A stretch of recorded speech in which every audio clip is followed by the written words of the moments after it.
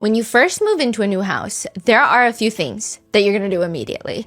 The first one, and I have always pre-planned this, pre-scheduled this, someone needs to come in and change every single lock in the house. You don't know who the previous owner gave the house keys to. You don't know who still has them. Why risk it? A family moves into their new home, and there are just like a few quirks that come with it. I mean, you could maybe say that the house is charming, objectively speaking. They've got a spacious backyard with a pool. It's 3 floors. They do have this interesting flagpole at the front of the property, but they are just so focused. This family is so focused on getting situated, unpacking all their boxes. But it feels like they're in some sort of weird social experiment because periodically through the day, people will start randomly showing up. People will stop their cars, get out, take photos of this house landscape mode. They turn their phone. What is wrong with these people? It's a normal family home. This is not a landmark. This is not a massive mansion with Christmas decorations up. It's a random house. What are they doing? Others are driving by the house and doing these very convoluted random 3-point turns, and the owners are just looking out their windows like, why are they doing 25 3-point turns right now? Like they're in some sort of simulation and it's a glitch. Are they practicing for some driving test? Why do they keep doing this? It's not even necessary. It's not like they're going anywhere. They're just doing convoluted turns. Why specifically in front of their house that they just bought? What's even more interesting is the pictures listed on Zillow show the basement, and the basement floors originally looked normal. The previous residents used a good chunk of the basement as a workout room. So in the listing pictures, you have these American flags hung on the wall. There are weight benches. And because it's a workout room, the floor is covered with gym mats, those black rubber mats that you piece together like a puzzle. However, when the new owners move in, basement floors, gym mats have been taken off, and now it's just a random mix of plywood. It's not even hardwood floors, not carpet, plywood. And it's not one consistent type of plywood, not one consistent layer of plywood. It looks like random patches of plywood. Basically every single part of this part of the basement, of this part of the house, the flooring's been taken up. I mean, all of this, it's just hodgepodge, right? It just looks like it was thrown down. Something, the actual floor was ripped up. Let's say you've got plywood flooring and I spilled tomato juice down one side and you can't get it out. Would you go through the trouble of replacing the entire room? Or maybe just that patch? That's kind of what it looks like. Why are there patches of different types of plywood? Is that a new thing that the previous owners did right before moving out? I mean, that's up for debate. Everything is being debated by the internet. Everything about this house is being debated, not even by the new owners, but people online. People with abilities, whether you believe them or not, I guess is subjective, up to each person. They're saying that they can see and read energy, and they're posting these ominous videos of them reading cards into the house. And they warn everyone, this house, the energy here, it's not over. What you have to do is look at what's left over. It's far from over. Someone will have to step in. They think the house is suspicious. Other netizens online are like, okay, that's a little much. However, we agree with you. It is suspicious. Like the fact that the house went up for sale November of 2022. Nobody lists a house for sale right before the holidays. Nobody's moving at that time.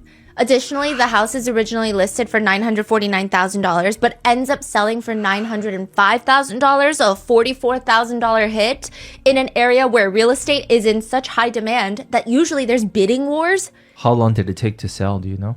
A few months. There is something inside that house. The internet feels it. Everybody knows about it except the new homeowners. In fact, they moved from a different area, had no idea what was going on inside this house until they moved in, saw people driving by taking pictures of their new house. That is wild. That is when they realized that they had just purchased 34 Fairview Road, previously owned by Brian Albert. The house in which John O'Keefe's body was found dead in the front lawn. And the seller's agent, Brian Albert's real estate agent, Didn't say anything? They didn't say anything. And that realtor works for a firm that is owned by Carrie Roberts' sister. This is part 3 of the Karen Reed case. A few disclaimers. There are mentions of driving under the influence, alleged physical assault, as well as drug usage, so please watch at your own discretion. This episode is only part 3 of a 4-part series that is spanning to be probably longer than every single Game of Thrones episode combined. I don't know what's happening. I'm trying to take out some information, but I feel like everything is pertinent, and there's 2 separate trials. So there's trial 1, trial 2. A lot of statements, a lot of testimonies have been condensed and or combined for brevity's sake. If you have not seen part 1 or part 2, I highly recommend that you go watch that, because there's no way that any of this is going to make sense without watching those first 2 parts. In addition, I will try to do like a very brief recap, and all I can say is this is a case that consists of every single person on this board. Some of them were at 34 Fairview Road, which is a house owned by the Maine Alberts. The Albert is a massive family that I feel like Canton, Massachusetts, which is a 30-minute drive from Boston. If there's 10 people, 7 of them are Albert related. They're either married into the Albert family, like Julie Albert is married to Chris Albert, who's Brian Albert's brother, or they're married in through Jennifer McCabe is Nicole Albert's sister, who's married to Brian Albert. I mean, it's just a freaking mess. And then outside of 34 Fairview Road, on January 29th, 2022, Boston police officer John O'Keefe was found in the front lawn in front of a flagpole. Everyone inside the house that night, because there was a cop party, a bunch of cops coming together to drink and drive at night, they say he never entered the house. They say what most likely happened is John O'Keefe's girlfriend, Karen Reed, hit him with her car and left him for dead. Karen Reed, on the other hand, is saying that's not what happened at all. In fact, I am getting framed. Did not hit John with my car. And these are the cast of characters. So please go watch part 2. Go watch part 1. It's like, I think at that point it's probably 5 hours. 6 hours. 6 hours. There's just no way that I can recap anything more, but I will go over the colors. Dark red, this red color here is the Maine Albert family. So the Maine Albert couple, their children.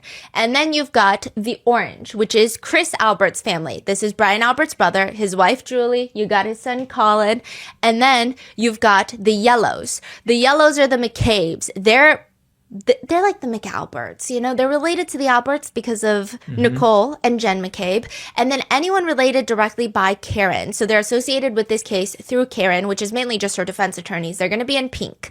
Anyone who has a light blue color, such as John O'Keefe and maybe even ATF Brian Haha Higgins, that means that they are law enforcement officers or they have control over law enforcement. So these are all cops. These are all feds, except for the exception of Chris Albert, who is not really a law enforcement officer, but he sits on the Canton Select Board, which controls the Canton Police Department as a whole. It's 5 people. He's one of them. They get to appoint the police chief. Crazy. Of the Canton Police Department. Brian Albert also has another brother named Kevin Albert, who is a detective of the Canton Police Department. So there's just a lot of cops involved. Is Kevin Albert, because we haven't really talked about him, is he part of the case at all, or he's just related? He's part of it. Oh. And then anyone in dark blue are investigating officers that are investigating the death of John O'Keefe. But joke's on them, because their investigation is going to be investigated by the FBI for how abysmal it is. And we also have multiple different law enforcement agencies at play here. So we have the Boston Police Department, which John O'Keefe was a Boston cop. Brian Albert, before he retired, coincidentally, conveniently, right after John O'Keefe's death, he was the head of the fugitive unit at the Boston Police Department. And then you've got the Canton Police Department. So John O'Keefe ends up passing away in Canton. So they are the initial people to respond to the call. So these 3 right here, this boy Sean, Paul, Michael, you're not going to like any of these people. Like most of these people you're not going to like. They're Canton cops. And then you've got Kenneth Berkowitz, Canton Police Chief. And then you've got Brian Tolley, Yuri Buchanek, and Michael Proctor. They're part of the Massachusetts State Police. So these people, the state police officers, come in because the Canton police have to recuse themselves. And then you've got the feds, the FBI, that are actually investigating the investigation. So 4 different law enforcement agencies. I do want to say that nobody has been charged, nobody has been convicted of a crime. There were 2 trials that ended in an acquittal. Any conspiracies, any theories, there's a lot of netizen discourse surrounding this case. And I will say it's very difficult to separate the emotion, the conspiracies, as well as what might be a neighborhood rumor versus what might actually have some truth to it. So do your own research. I know you guys are smart enough. So before you make your own decision, opinion, judgment on any of the parties involved, do your own research. And anything I say is alleged. It's publicly available information. It's recaps of online discourse as well as pulled from transcripts of the 2 trials. So with that being said, let's get started. There is a place called D&E Pizza and Subs. It's like a hole-in-the-wall restaurant. It seems exclusively made for takeout. There's barely any seats, let alone any tables. They sell pizzas, chicken wings, family favorite recipes, mac and cheese bites fried in a thick batter, a cheeseburger hot sub. This is an interesting one. It's a chicken Caesar salad pizza. It's just like if you were to get a chicken Caesar salad, throw it on top of a pizza, chicken Caesar salad pizza. I mean, it was pretty self-explanatory. They also have something called a triple-decker sandwich. But if you want something a little bit lighter, they've got egg salad, cold sub. The menu is very extensive. And if you order online, you get a whopping 5% discount. But nobody wants to order online. Nobody wants to order at all. Because the pizza shop is owned by Chris Albert, the brother of Brian Albert, whose front lawn John O'Keefe was found dead on.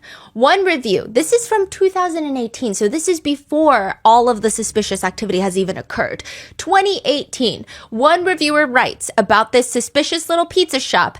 Second time there, and both times I had an issue. First time, employees had a bad attitude. Second time, they forgot to give me my dressing for my salad, and by the time that they delivered the dressing, the chicken was disgusting. It was cold. I got a Greek salad, and they said they brought me their house dressing, which is a mix of Greek and Italian. It was disgusting. The owner kept saying nothing was wrong.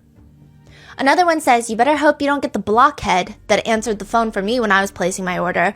I wanted to go get my credit card to read the numbers off of, and he told me I should have had that prepared already. To which another reviewer agrees. They need a little work done in the customer service because I definitely overheard a guy calling me a piece of shit when I called back to add a soda to my order. And then they tried to laugh it off later when he noticed that I was still on the phone. Then when I got my pizza, it was burnt like hell. Like, how the hell do you burn cheese pizza with no toppings? And while all of this is ongoing, this place, these are reviews from 2018. Somehow they survived 2018. They survived the pandemic. And even now, in 2025, this place is still going on. This place is still open. With one netizen commenting, how is the Albert Pizza place still in business? There cannot be that many people in Canton and the surrounding area that would support their business. Why don't people boycott them and run them out of town? The top comment responds, well, perhaps the business has other purposes than selling food. As with any internet theory and or conspiracy, this could all be a made-up delusion crafted by a random shadowy internet figure who has mashed potatoes for brains and a working Wi-Fi router. Just because words have been strung together into semi-coherent thoughts does not make it true or factual. I'm not here to sway your opinion about a conspiracy.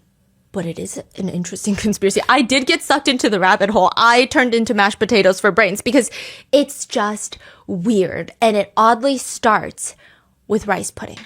In New York City, if you walk down 2 of some of the most popular streets, you've probably come across what people call a culinary mystery. 2 restaurants, most expensive areas in New York City with massive storefronts. They always look empty for some reason. It's just like a dessert shop. It feels sterile. It's called Rice to Riches. It's like the most niche desserts shop. There's so many dessert shops in New York City where they do all the trending Instagram desserts and they still close down because money is hard. But this is rice pudding that's made fresh daily that you can get in flavors like coconut coma, Oreo gasm, sex, drugs and rocky road, hazelnut chocolate bear hug, and then you just add toppings to it. The founding family of the rice pudding shop is very wealthy, which people are confused. Locals are wondering who the hell is getting rich off of rice pudding. Well, maybe they're not. The restaurant opened up in 2002, and by 2005, the founder was arrested for operating what prosecutors called probably one of the largest gambling operations ever in Suffolk County. Wait, this is actually that? Yes, an illegal Whoa. sports betting ring that was bringing in $21 million annually. Wait, so the store is a front for... No, the founder says they're two different businesses. He said he's never mixed the money. He's not money laundering. The store's not a crime front. That's crazy. It's just a coincidence, he says. It's a coincidence. There's no connection between the gambling and the two dessert shops. The dessert shop is 100% not a crime front. That's what he says. That dessert shop is still open. There's no proof that there is money laundering happening. I mean, there's still two of them in New York City in the most expensive areas. So he's arrested, but his store's still running by someone. Yeah, he got out pretty quick. Oh. Now, to complicate things even further, everybody does say rice pudding's actually pretty good there. They say it's actually very addicting. One comment reads, nah, because the rice pudding is so good, I'm actually going to contribute to their gambling problem. Another person writes, the rice pudding is worth the organized crime here. That is what netizens believe is happening with D&E Pizza without the good pizza. There is no evidence, but they believe, based off the bad reviews of the restaurant predating 2022 and pictures of the food and locals saying, I don't know who goes there except for just fellow cops and like some random young kids. They believe there is no way that these people are staying open for business and profiting to feed their whole family. It doesn't make sense. One internet rumor reads, I heard from a friend that Colin Albert was selling drugs out of D&E Pizza and his daddy knew all about it. To which someone responds, of course his daddy knew. Who do you think he gets the drugs from? To be fair, another netizen comments, just no proof, just rumors. Now, one netizen who has never met a bush and certainly does not beat around it, just puts it quite frankly, D&E is a drug front. John O'Keefe and Karen Reed pull up to the house. John jumps out, goes into the driveway, makes it to the front of the house, but he mistakes the garage door for the side door. Now, that's what's so confusing about 34 Fairview. There are 3 doors at the front. You've got the main front door, and then you've got a side door that opens straight up into the family living room. And then you've got a garage door that opens straight into the garage. They say that John O'Keefe he thought he was going through the side door into the family room, but he ends up going in to the garage and he sees people, mainly Colin, engaging in and or selling drugs. That's the theory. Perhaps there are even large quantities of drugs stored in the garage to the point where the Brian Albert, he can't be like, I don't know what Colin's doing. I don't know what he's doing in my garage. And a fight ensues because nobody parks their car in the garage. They say that they just use it for storage. A fight ensues, this is the theory, and John O'Keefe is incapacitated. Everyone, mostly Caitlin and the girls, are told to get out. The biggest thing was, we know why the Alberts might want to lie. We know why Jen McCabe might want to lie. Why everybody on this board might want to lie. But why are Julie Nagel, her brother Ryan Nagel, Sarah Levinson, why are they lying? Because maybe they're also protecting themselves, is this theory. Caitlin and all the kids, the girls, they're told to get out while this is happening. John O'Keefe is subdued. Once everybody is out, he's transferred to the basement. This is the internet theory. This is what the netizen writes. Chloe attacks because she smells blood. John is beyond repair. Things have gone too far. Only option now is to move him to the yard and blame Chloe. Chloe's the backup plan. Unfortunately, Karen Reed makes herself a nice little pawn because she actually cares about her boyfriend, and the McAlberts take full advantage of that. Some people have taken this conspiracy a step further to allege that the drugs that we have no proof of being in the pizza shop, that the drugs in the pizza shop are actually obtained through police stations and police investigations. When officers confiscate drugs and do massive drug busts, it wouldn't be the first time that they take those drugs and then resell them for a profit, because who's going to come after them? The cops? They are the cops. That is the conspiracy with zero proof. Now, I don't think that this conspiracy would have gotten this far on the internet had it not been for the fact that August of 2023, so this is like a full year and a half after John O'Keefe passes, at a Canton Select Board meeting that this guy decides he's not going to show up to. Chris Albert, one of the 5 selectmen, he's like, I'm going to sit this one out. Chris Albert, he's not there. However, a woman named Helena Rafferty is there. Helena Rafferty is the new Canton police chief. She replaces Kenneth Berkowitz. Also, Kenneth Berkowitz dies. Unrelated. What? He has a heart attack and he dies. When? Way after. But he does retire the same year that John O'Keefe is found dead. So John O'Keefe found dead. After about 6 months, he retires. And Was then, there investigation going on against him? Like the FBI's were onto him? yes, we're And on he to everybody. retired. Yes. Huh. Oh, but it gets weirder because Helena Rafferty, she becomes the new Canton police chief, the first female police chief. Was she directly from the department as well, or she's like transferred? Or Oh no, all from Canton. so they all know each other already? Yes. Okay. So she's the new police chief. She also randomly retired recently. While the case is still going on, Yes. the trial's still going on. Police Chief Helena Rafferty is retiring this summer. The announcement came the same day as opening statements in the second trial of Karen Reed. And then Kenneth passed away? Yes, from a heart attack. Really? Like no suspicions, nothing. I don't think it was suspicious. I don't think it's related to this case, but what is suspicious is one of the last things he does on the job, which I'm going to go through later. Now, Helena Rafferty takes over and she states in a meeting, I know it's been circulated that John O'Keefe had conversations with Canton police detectives related to drug activity in that neighborhood. John O'Keefe, to give you some context, is a Boston police officer. So he drives to Boston every day to go to work, 30 minutes. But he lives in the city, in the town of Canton.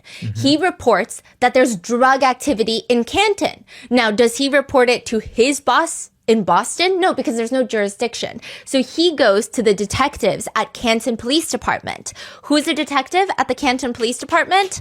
Kevin Albert. He went to Kevin Albert? He was one of the people. And he tells them, hey, I think there's suspicious drug activity going on in Canton. And Helena Rafferty, the new police chief, says, well, I'm here to confirm that John O'Keefe absolutely did reach out to Canton detectives related to drug activity in the neighborhood. He reached out to the detective unit.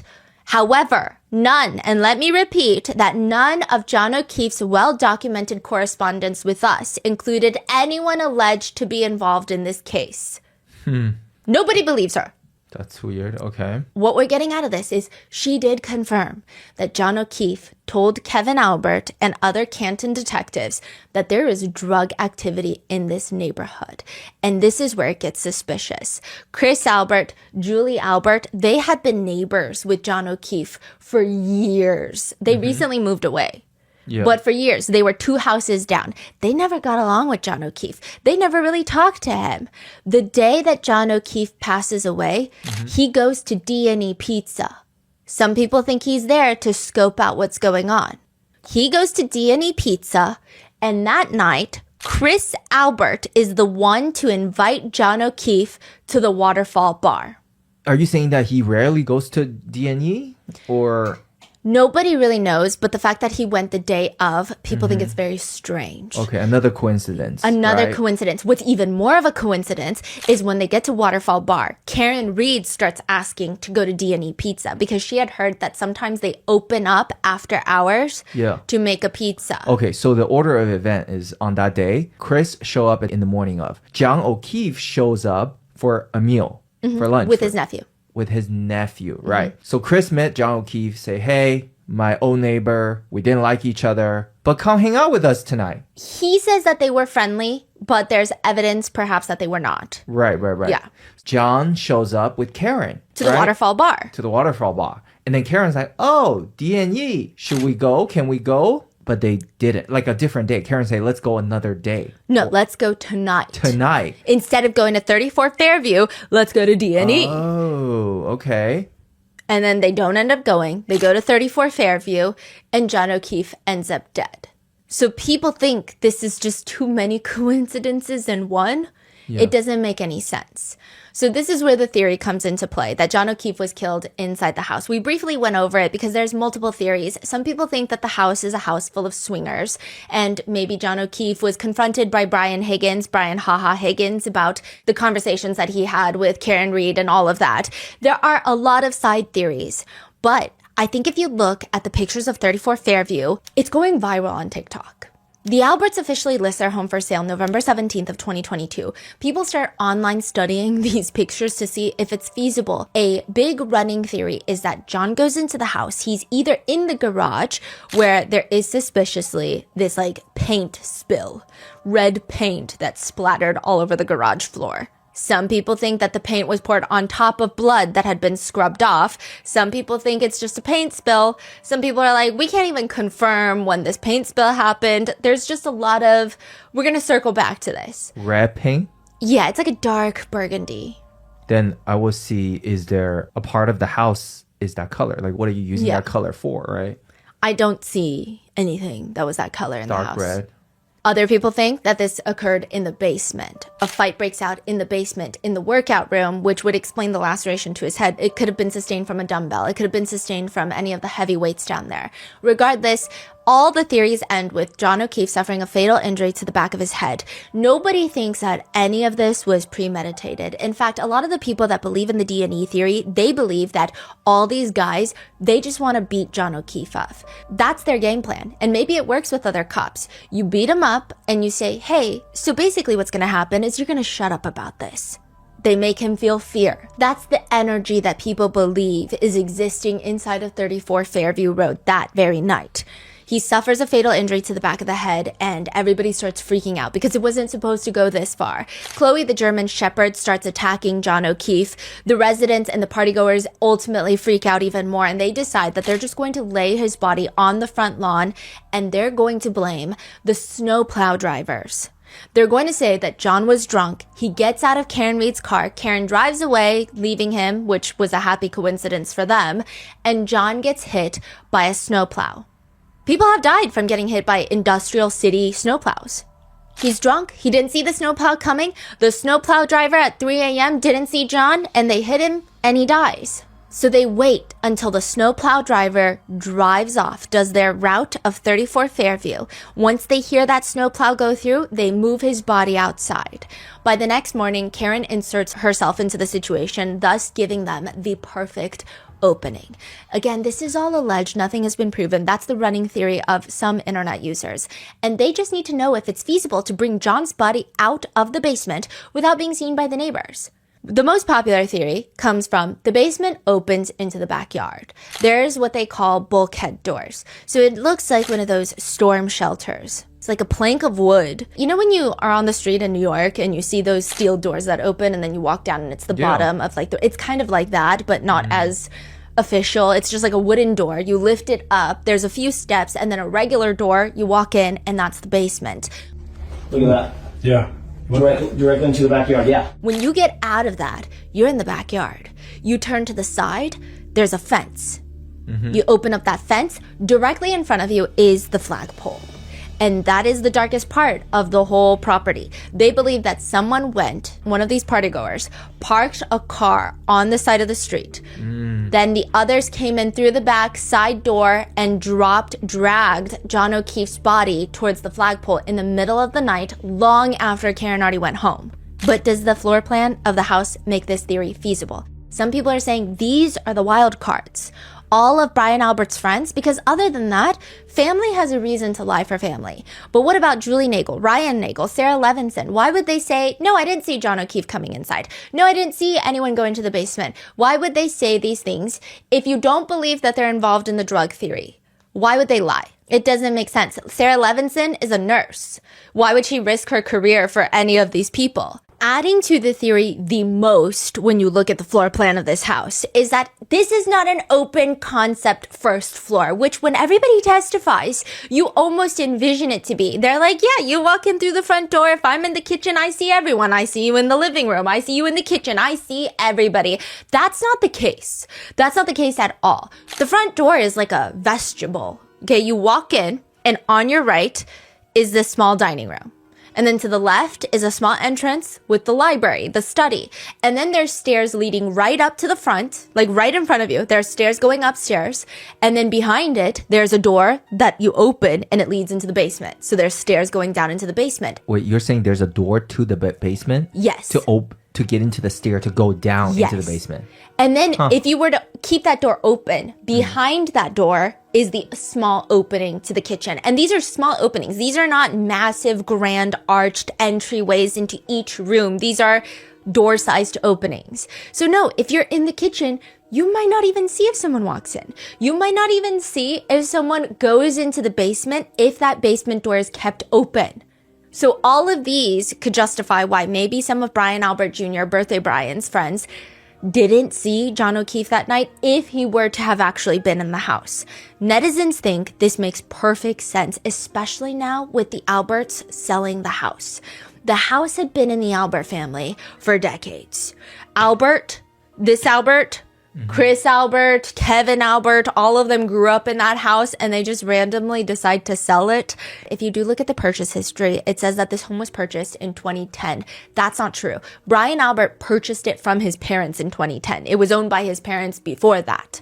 Furthermore, there are rumors that Brian Albert filled the pool in his backyard before selling the house. He filled it to the brim with concrete so that it's nearly impossible to go into the pool unless you have some sort of warrant. Or even the amount of resources that it would go into digging up that pool. How legally exhausting would it be to fight something like that back and forth? The rumors state that Brian Albert put bloody flooring from the basement into that pool, Chloe's body into that pool because Chloe goes missing.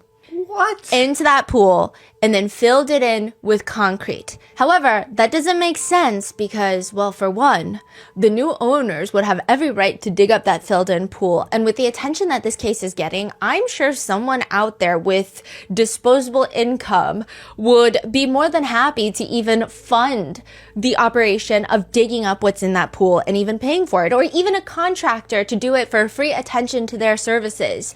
It doesn't make sense. And it doesn't make sense, and it's also not true. Brian Albert did not fill up his pool. However, his brother Tim Albert, Brian Albert's other brother that's not on this wall yet, he has been relatively quiet about this case. I have so many questions. Yes. So the pool, is it filled with concrete or is that a rumor? At the Albert residence, it's not filled with concrete, but the rumor was that it was filled, and where it got disconnected online is a different Albert pool was recently filled with concrete. Tim Albert. Yes. Gotcha. Not Brian Albert, but Tim Albert. Okay, so these are just like rumors that's going around on social media. Yeah, and they've kind of merged together, but there is a pool that's filled. They are in the Albert family, but it is not Brian Albert's pool. It's not 34 Fairview. Right. And Chloe is missing. It depends on who you ask. If you ask Brian Albert, he will tell you that Chloe has been rehomed to the state of Vermont, to a new owner all the way in Vermont. If you ask anyone online, they might tell you that Chloe is dead. Why would he rehome Chloe? Like, that is pretty wild. How old is Chloe? They've had Chloe for 7 years. That is a weird time to rehome your dog. Exactly. Hello? Precisely. Tim Albert does make a social media post. It's one of those like alpha male lion, black and white photos of a lion. And on top of that lion are just words that read, "I stand by my family 100%. You don't fuck with them. You fuck with them and I won't hesitate to make you the most miserable person." What does Tim Albert do? We don't know that much about Tim Albert. He's not a cop. However, he was involved in a DUI, in a little situation. We're going to come back to Tim Albert. Okay. Tim Albert's going to join the cast of characters. He's going to be on this wall. Timmy's not escaping this wall. The pool is in his backyard. It's completely filled in and there's new grass planted on top, which is interesting because the timing is strange. First of all, how did we find out he filled his pool? And then also, why do you fill your pool? Tim Albert lives across the street from the Canton Police Department. Tim Albert lives with the senior Alberts, with their parents. There's even older Albert. Yeah, and he lives in that house, and that pool, people have taken pictures of that pool. People have been watching the Albert family for a really long time. Yeah. There's actually one person that we're going to get into in the next episode. He's been like doing a lot of breaking coverage for this case, but he was I believe he was the first person to publicly state, and there were pictures provided, so it's not like he's just making things up. Like, this is very real. in front of Tim Albert's house. People were taking pictures. You see the pool. And then later on, you see it just patches. It's all grassed up. That's freaking crazy. On top of that, the fence to the backyard looks like it's been opened up because whatever equipment they needed for concrete, it doesn't look like it had fit. So they opened up the gate and the door is now bigger. That is wild. I don't know why someone would fill in a pool. I understand that maybe maintenance for a pool could be quite costly, but when you own a home, you try to maintain it. But timing though, when was it filled? After recently, this case? Yes. Recently. That is so bizarre. And it's not cheap. Like concrete is expensive. So expensive. Yes, so expensive. And I actually think it'd be more expensive to do that. Yeah, how much it costs just to fill up a pool. Even just to lay patches of grass on top these days. Patches of grass have been expensive. Don't ask me how I know. That is so weird. Weird. The strange part of all of this, though, is that the Zillow listing for the main Albert residence, 34 Fairview, it states, have you been looking for a great house in a perfect neighborhood? Well, here it is. The home boasts a completely finished basement with a family room and exercise room. But how is the basement finished when the flooring is just a random puzzle of unfinished plywood that doesn't even match? I would hardly call that finished. It's probably the second worst thing that you can find on the flooring of someone's basement. And the worst thing would be blood. And that is where the pool comes in. Because there's the unanswered questions. Let's say hypothetically the Alberts were to rip up the basement flooring because maybe there was some random dark liquidy substance that they didn't want on there. Where would they get rid of these massive planks of flooring? Would they just trash it? Or would they, I don't know, put it inside of a giant hole in the ground that used to be filled with water and then fill that up with concrete and throw patches of grass on top of it to make it disappear? That is the netizen theory. However, that still does not explain a lot of things in this case. If this theory is true, that would mean that Karen Read has nothing to do with John O'Keefe's death. But then how would you explain all the tiny pieces of her taillight that were found on the Albert property near John's body? Okay, so you're saying that her taillight is next to John's body? Yeah, there's just taillights everywhere on the front property. Everywhere. In his body? There are microscopic fragments of the taillight embedded in his clothing, but just take everything with a grain of salt. Okay, but we're gonna get into that. There are a group of people out there that believe that Karen Read is 1,000% guilty. They argue Karen Read is guilty. She's also the one that found him. Furthermore, she's clearly an unstable, dishonest person. She was probably afraid that her cheating would be discovered that night from Brian Higgins and bursted into another one of her unpredictable rages before John had the opportunity to go into that house. Yes, the police were shady. I simply don't think that they wanted their personal lives unearthed and affecting their career. I don't like shady cops as much as the next guy, but these guys didn't frame her. Maybe they used corrupt tactics to make sure she was found guilty, but at the end of the day, she's guilty.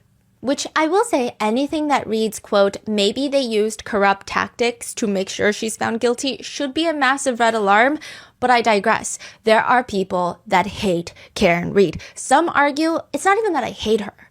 Do I think she did it? Yeah. Did that mean that she meant to do it or she was aware that she did it based off of her intoxication? No. Do I think that this was also the worst police work riddled with conflicts of interest? Also, yes. Others say it's crazy to me how in casual conversation, police corruption is a very rational idea, but in court, police corruption is irrational and absurd, and it's a conspiracy. So people are very divided. And amongst the divided group of the ones that do think Karen Read did it, are obviously the McAlberts, but also John O'Keefe's own family and friends.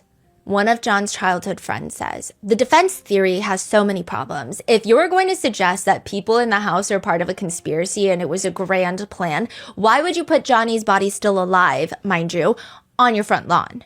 There are a set of train tracks behind their house, behind the Albert residence. That's a better place. They're just saying it doesn't make any sense. They say nothing points to anything and anyone other than Karen Read. John O'Keefe wanted to be a police officer because his grandfather was one. He told everybody he wanted to be one of the good ones. His family say, while other people were trying to figure out where they belonged in the world, he knew he wanted to be a cop. His grandfather's a cop. It was kind of in his DNA. There was never an ounce of fear with that job from him. We grew up in Braintree, which is middle class suburb, heavy Irish, heavy Italian, and Johnny was both. A friend of John says that she met him decades ago. And she says, I remember I asked him what he did for a living, and he was in the police academy. I kind of made a joke like, oh no, police officer. And he said, no. I'm the good kind. I want to be a cop because my grandfather was a cop. Side note, his grandfather's police badge was 490. John requested that exact badge number, but because he was retired, he just added a 2. So his was 2490. Wow. 9 years prior to John being found deceased, his older sister, Kristen Furbush, passed away with a brain tumor. She left behind a daughter and a son, and it's said that John was incredibly devastated. They were really, really close. And John starts making all these plans with his brother-in-law, Stephen. He's like, I'm going to move in. I'm going to help you raise these kids, my niece and my nephew, because my sister is gone and these are her children. But before John can even move in, just 2 months after John's sister passes away, Stephen, his brother-in-law, passes away from a heart attack. So the kids, they end up losing both parents in the span of 2 months. John's friend says it wasn't even a thought. John was like, I'm taking the kids. He said, I think my sister would like it. I think she would be proud of me. I'm super close to the kids anyway, and I want to do this. He goes from being a single guy, a cop, to now being this uncle/dad, which, side note, the Boston police force even let him work a desk role so that he could have more stable hours to help take care of the kids. Everyone in Canton seemed to know what he was doing. Everybody wants to help. But it's also, I imagine, kind of hard to date. You've got 2 kids. Now all of your new friends, that's how he gets close with Jen McCabe and Carrie Roberts, because they have kids that are friends with his niece and nephew. Suddenly, he's like a soccer dad. And you've got all these now parents that are most likely married with children. You're a single dad/uncle. You're in a very specific situation. That's not to say that John wasn't dating. It said that he actually dated a lot of girls, but not a lot of serious relationships.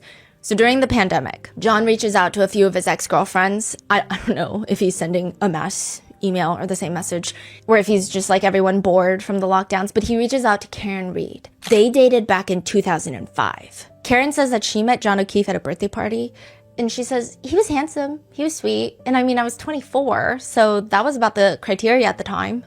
Oh, wow. From young, long time ago. From all accounts, it seems like they had a cute summer romance.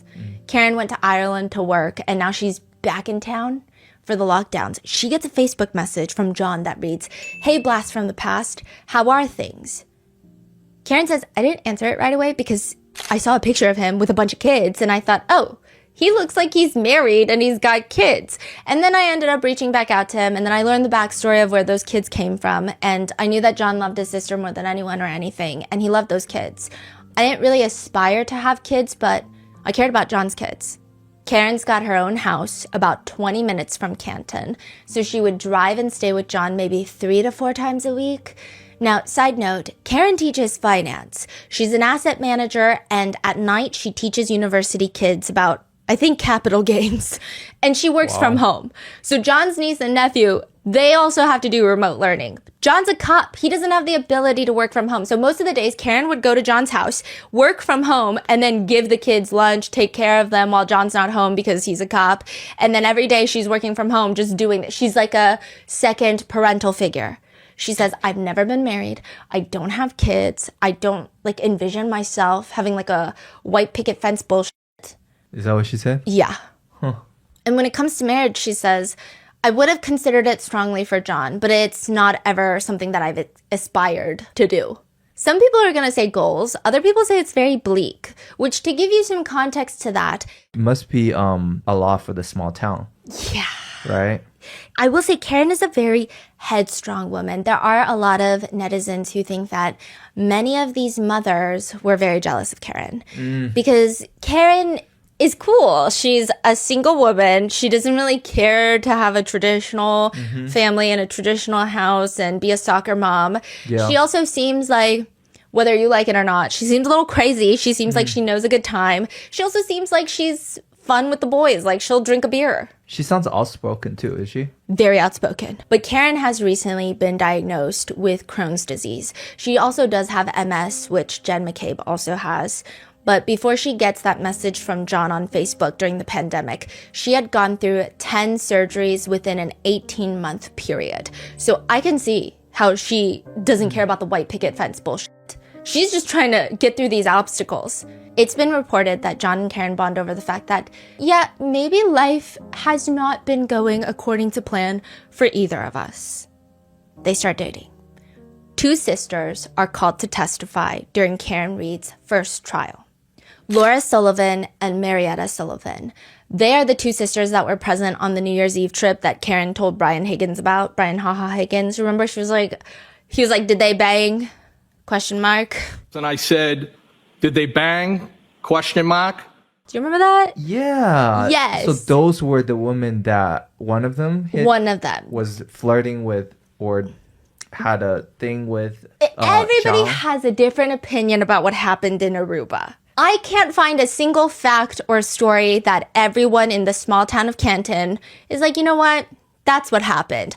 I don't know why everybody needs to have a different opinion about every single event, but that's the case with Aruba. And that happened in like 2021. No, this happened recently. So just 29 days before John's passing, they go to Aruba. Oh. They go to Aruba 29 days before John's passing, and they had, John was there, Karen was there, the kids were there, and there were a big group of small town friends that were there. 60 people ended up going. Damn. How do they all know each other? Well, John's best friend / partner in the Boston police force was a guy named Pat. He was the father of Laura Sullivan's child. So John's Boston cop partner is Pat. Pat and Laura Sullivan are dating, and she ends up getting pregnant with his child. But before she even gives birth, Pat ends up self-exiting. And this was like 8 years before Aruba. Now, John was Laura's child's godfather. He was very involved in the child's life. Laura testifies he was the first person in my delivery room after I gave birth. He was a constant connection to Pat because they were best friends. He was always just making sure that my son was taken care of in the sense of being there to tell him stories about his relationship with Pat. So now, 8 years later, John, Karen, the kids, they're going to this Aruba trip, and Karen asks for 2 rooms. Karen wants her own bathroom. She wants her own space. The prosecutors are going to make it look like, see, Karen is so needy. Karen is so crazy. She's just doing too much. But in reality, I mean, she's got Crohn's disease. She has a lot of difficulties using the restroom. I think likely due to her medical condition, she just wants her own space. Their rooms are not directly in front of each other because it's just hard. They're on opposite ends of this hotel. When you say 2 rooms, are you saying Karen 1 room, John and the 2 niece 1 room? 1 niece, 1 nephew. Yes. So John and the kids are going to be in 1 room. Karen's going to have her own room. But the whole trip in Aruba, Karen's taking care of the kids. Yeah. I mean, I don't think that's bad. Like, It's not bad, otherwise, yeah. there's 4 people and she needs her own space. Like, Exactly. So they end up on opposite ends of this pretty small hotel. I mean, it's fine. Laura says this was her first time meeting Karen, and she just remembers Karen walking up to her, giving her a big hug, smiling that she's heard so much about her, and it is so strange. I do think a lot of netizens have some negative opinions about the Sullivan sisters. I wouldn't go as far to say that because we don't know really anything about the Sullivan sisters. I will say, though, it is very interesting how the prosecution keeps calling all these witnesses to the stand, and they all inadvertently make Karen look better. Because it's also the way they say it. The Sullivan sisters are like, yeah, it was my first time meeting her. She came up to me, gave me a big hug. She came out, she gave me a big hug, said, it's nice to meet you. I've heard so much about you. I recognized you from pictures. It almost seems like they're trying to make it sound neutral, but it sounds positive. It's a friend's birthday that night, so the group of them, they go out to dinner, and Laura is asked what happens there. Again, everyone's assuming something bad is going to happen, but she says, Karen had paid the bill prior to us receiving it. and what, if any, reaction did you or anyone have in that instance? The entire table was kind of taken aback, said it wasn't necessary, wanted to Venmo or give cash or something along those lines, and she declined, saying that she was honored to be there and wanted to pay for it. A lot of netizens thought, again, this part was weird because some say it's giving mean friend energy. The way that it's said, people have been analyzing that. I mean, to be fair, they are testifying at the trial. I don't know what you expect them to do, to just like smile and giggle through it. I don't know. I mean, maybe I would because I'm so nervous, but it seems like they're just trying to be as neutral as possible. But a lot of people are saying, that sounds like an amazing first impression. Why are they even bringing this up? However, Laura's little sister, Marietta, not nearly as good of a first impression of Karen Reed. She gets up in the stand, and Marietta says that she ends up flying into Aruba a little later than her sister. And when she first arrives at the hotel, she's busy saying hi to everybody. I mean, clearly she knows John. That's her nephew's godfather. Marietta says he was similar to a big brother to me. He was similar to a big brother to me. He was somebody who was there for my sister during her darkest times. So I really respected him for that. But yeah, he was a big brother and a family friend. She ends up running into him in the lobby the first night after dinner. And she says that John O'Keefe is stumbling into the lobby. She had just gotten out of the elevator. John O'Keefe is alone. And Marietta says, my initial response to him was, "Whoa, you okay?" I actually said, "Whoa, Godfather, are you okay?" But yeah, he was stumbling into the lobby. She says that she goes up to him and gives him a hug. She says that he was glassy-eyed, looking above me. We never made eye contact. It was like he was looking above me. It looked like he was looking for someone. I asked him, "Where are you going?" assuming that he would be coming to the pool bar to meet all of us. So I guess all the friends were there. He kept looking around and he indicated that he was going that way and pointed toward a bank of rooms to our right. And I said, "Well, you should go that way." And I stepped back and I guided him toward the area that he was going. He walked off. I continued out to the pool bar where I heard very loudly his name screamed across the lobby very angrily, and it made me stop in my tracks. So I turned around to go back in. As I'm going back in, I hear someone yell, "Who the f*** was that?" As I come around the corner, I see Mr. O'Keefe walking toward a woman. He said, "Calm down, that's Laura's little sister." I said, "Hi, nice to meet you." That's when Miss Reed's head snapped up, and she very loudly told me to go f*** myself across the lobby. And I said, "Yeah, f*** you too," and walked away. This was my first interaction with her. I had never been fully introduced to her at all. She was just very loud. She was very energetically screaming at me to go f*** myself. She was waving with her hands. Johnny was trying to calm her down, and after I said, "Yeah, f*** you too," I went out to the pool bar, and I didn't see much after that. I went straight to my sister Laura, and I looked at her, and I said, "John O'Keefe's girlfriend?" And she looked at me and said, "Karen?" And I said, "Yeah, you guys like her?" She said, "Yeah, she's okay." And I said, "Well, she sucks." Laura, Marietta's sister, says that she went to talk to John about the whole thing. So it seems like obviously Laura and John are closer. So Laura wants to talk about her sister. Yeah, what happened? And she says, quote, "I said, 'What's going on?' And he said, 'Nothing.' I said, 'Did Marietta and Karen have words?' He said, 'I don't know.' And I said, 'Well, that's not what Marietta said.' And I asked him if everything was okay. And at the time, his phone was lighting up and it looked like calls, text messages, and it said Karen on his phone. I asked him if he needed to take it. And he said, 'Yeah, she's crazy. I got to take care of this.' Laura says throughout the entire trip, he just didn't seem like himself. She says, quote, "He seemed distant." I asked him if he was okay, and he kind of just, shrugged it off. And I said, are you happy? He kind of just rolled his eyes and shrugged it off. I said, "Well, something along the lines of life is too short to not be happy." And he goes, "Well, Laura, it is what it is." And I did ask him if he wanted to talk about it. I said, "Do you want to talk about it?" And he's like, "Not really." Eventually, Laura says that John tells her, "Well, apparently I made out with your sister the other night, according to Karen." Side note, it has been debated whether or not they did make out. Both the sisters kind of state that they never made out. Some netizens feel like they have mean girl energy, and if Marietta did kiss John, she could have easily said no. Additionally, she had a boyfriend that night, or that time, so she could have lied. Wait, this is all from, you know how Karen was telling Brian Higgin that John was making out with a girl. And the sisters are saying that was the incident in the elevator. They're just walking out, exchange words. But Karen thought either thinking something happened or whatever. That's it. That was all the sisters are saying. Yeah. Wow. I mean, some say the way that Marietta describes hugging John, it feels very intimate. To notice that he's like looking above her while they're hugging. It just, I don't know. Some people, the way that she says that she testifies sounds more intimate. People have been really dissecting it. Either way, Karen ends up believing that they did kiss at some point. And then she ends up believing that she believed it wrong. Another thing to note that could indicate why Karen was so angry is Karen was in the hotel room taking care of the niece and nephew while John was out getting drunk. So that might have led her to believe that he was out doing something that he shouldn't have been doing, and she caught him in the act. Later, Karen pulls Laura aside and she says, "Hey, I'm sorry. I thought I saw something that I didn't, and I would like to pay for some of your sister's room." Really? Yeah, Laura testifies, "I said it's absolutely not necessary, just an apology will do." Wow. The prosecutor asks her, did she persist in wanting to pay for that room? She did. She just said, I will apologize, but something along the lines of, I want to pay for some of her room. Can I just have her room number? I don't remember if I gave her the room number or not. I don't really know. Obviously, this Aruba incident was a big deal for Karen. She was texting ATF Brian about it, and she sounds really hurt, which is why netizens are confused why the sisters were called to testify. I mean, they have no connection with the alleged crime, the alleged charges. Additionally, some netizens feel like it actually validated Karen's side more. But nevertheless, that was beginning of 2022.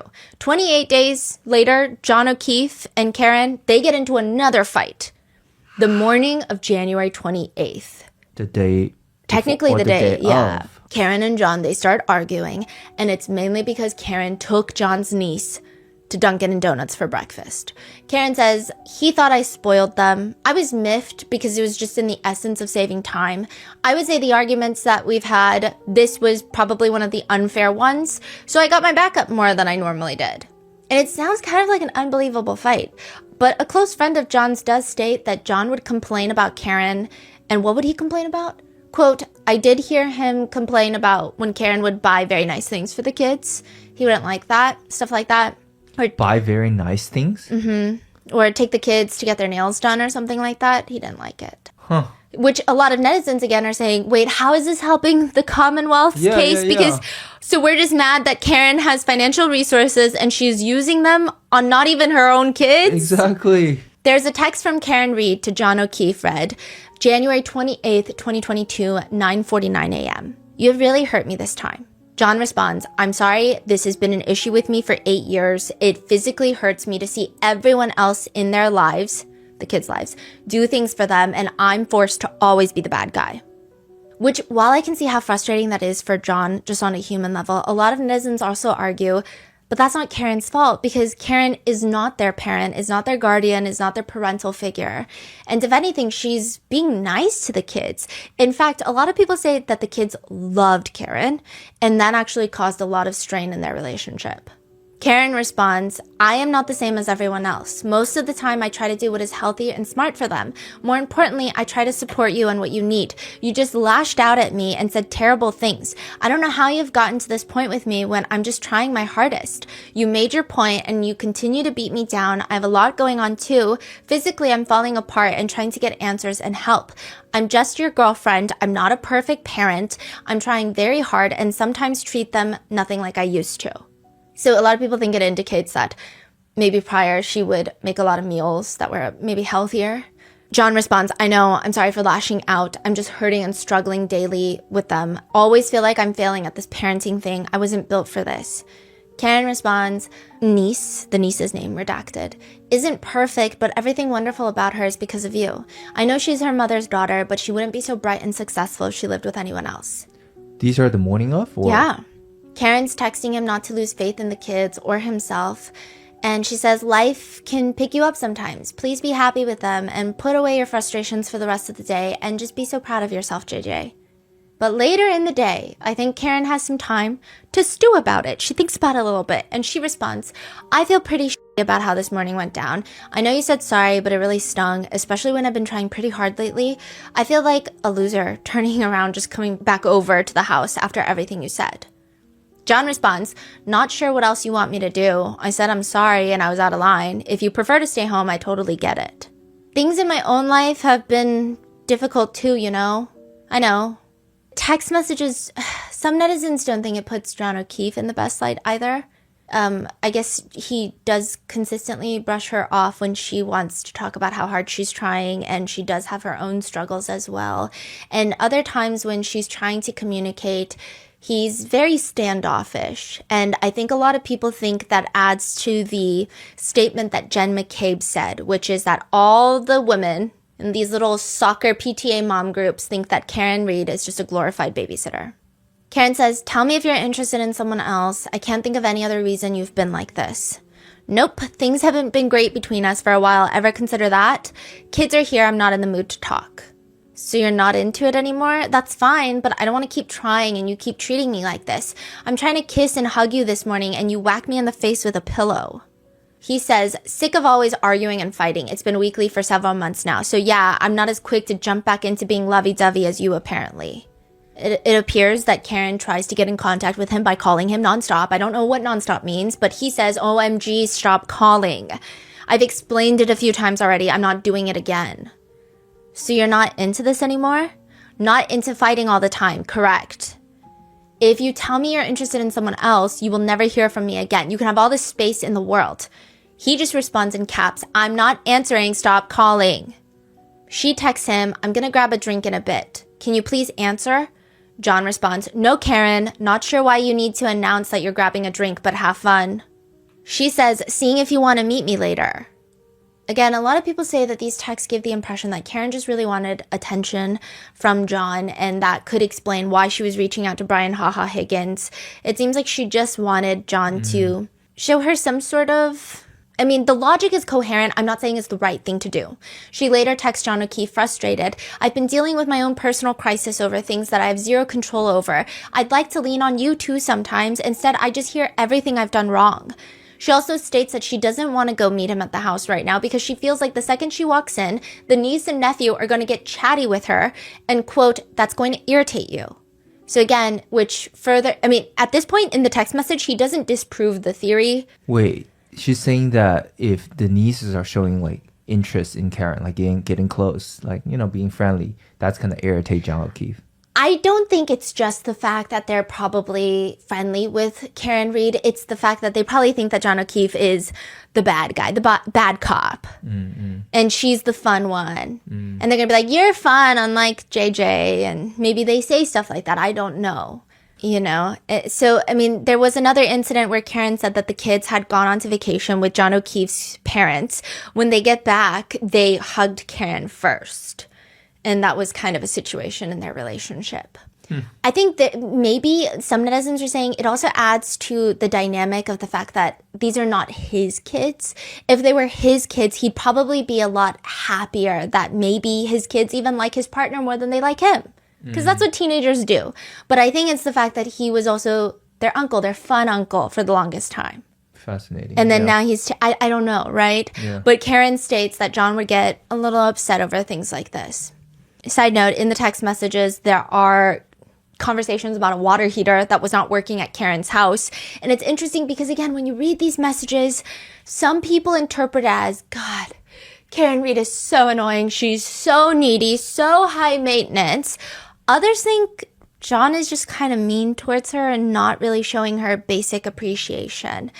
The only reason he even invites her to CF McCarthy's that night is because he tells her straight up his friend is going home, so he needs a ride, essentially. And again, this does not really help the prosecution. In fact, it just shows that Karen Reed wants a healthy relationship. If she's not getting it, she would just rather John tell her and they can move on. That's the vibe. And it also seems like she likes him more than he likes her, which would mean that her outbursts of believing that he's cheating on her doesn't seem so far left field.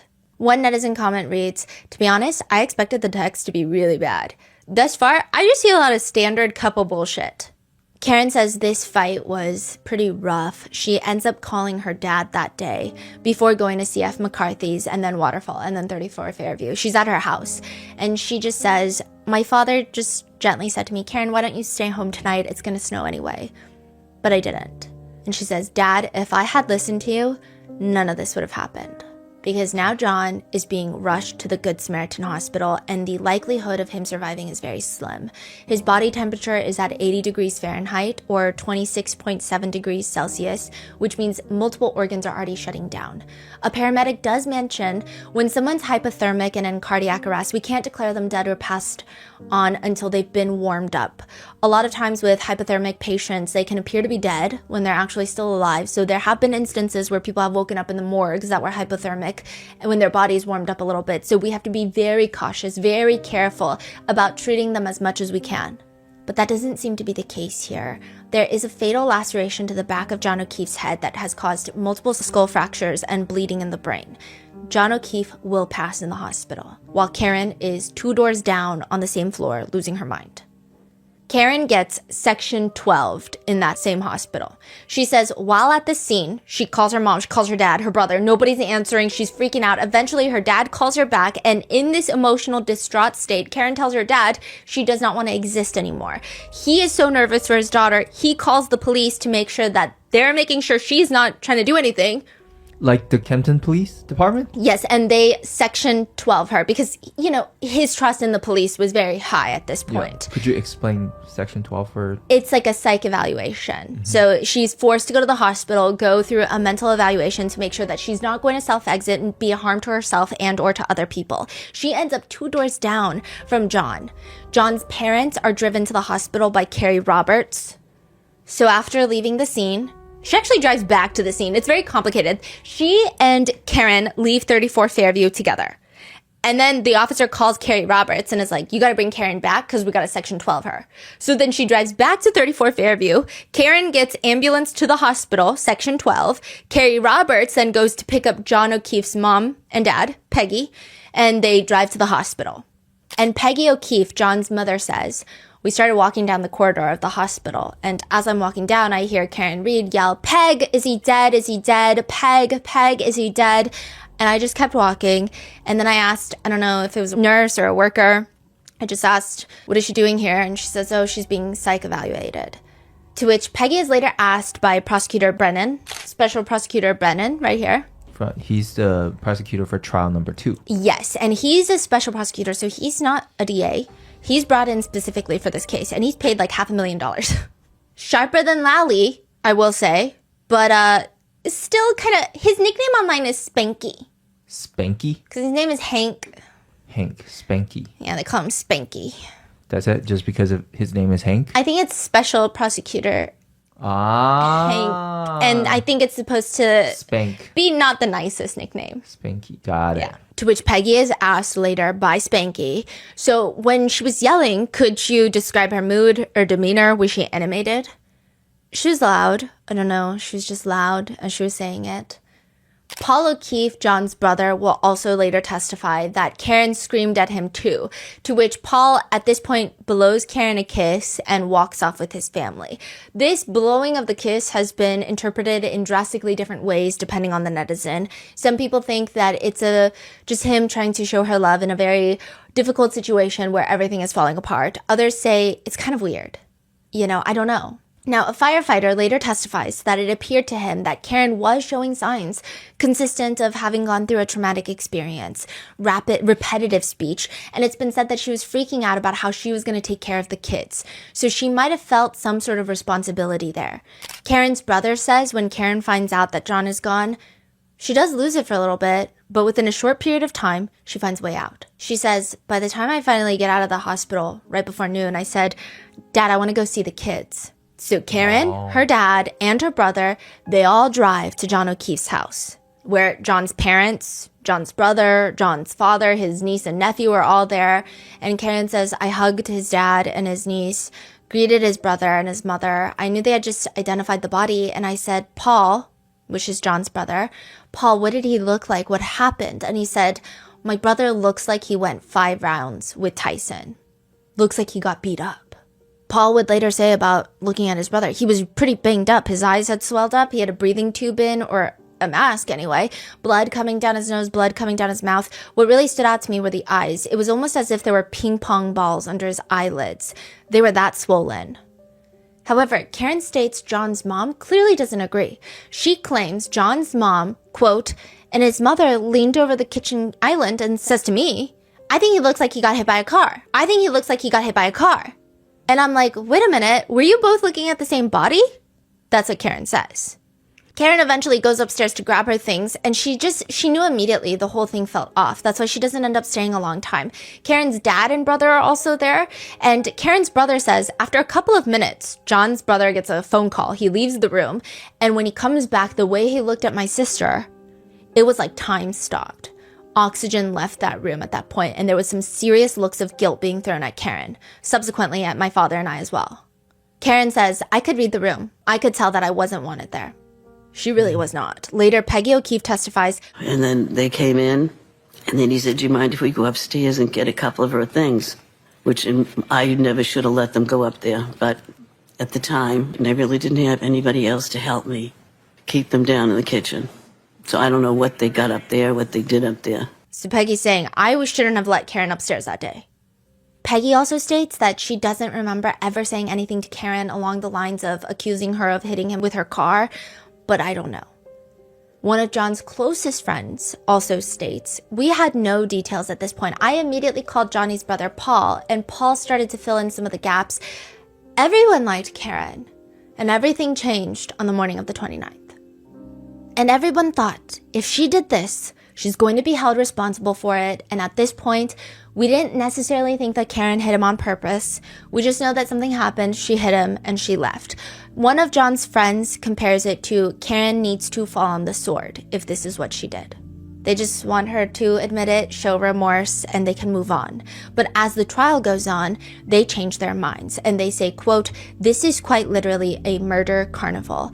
And it's as though Karen is the happiest murder defendant in America, walking a red carpet on her way into her own murder trial. That's weird. What changed? They truly believe that Karen did it. And they think that all these conspiracies are just heinous conspiracies crafted by the defense to... They think Karen did it on accident at first. And then they're like, if she is trying this hard to make up all these, quote, lies and conspiracies and brainwash the media, then that means that she might have done it on purpose. And there are things that maybe they just can't justify, like the fact that a tiny piece of John O'Keefe's hair is found on the bumper of Karen Reed's car. Now, some argue, yeah, well, that's not really that abnormal. I mean, John O'Keefe, like, Karen Reed would park her car in John O'Keefe's garage. This is not completely unheard of. Other people say the fact that the hair was found on her car should already be alarming. Because at this point, her car has been driven around a blizzard. It's been towed from police station to a house. It's towed everywhere. And people are confused. Quote, you're going to tell me a hair stays on the bumper throughout the entire drive, 60 miles back and forth through a blizzard? And you're going to find a tiny hair on the bumper? That doesn't make sense. Other things that don't make sense? Well, you've got Michael Proctor.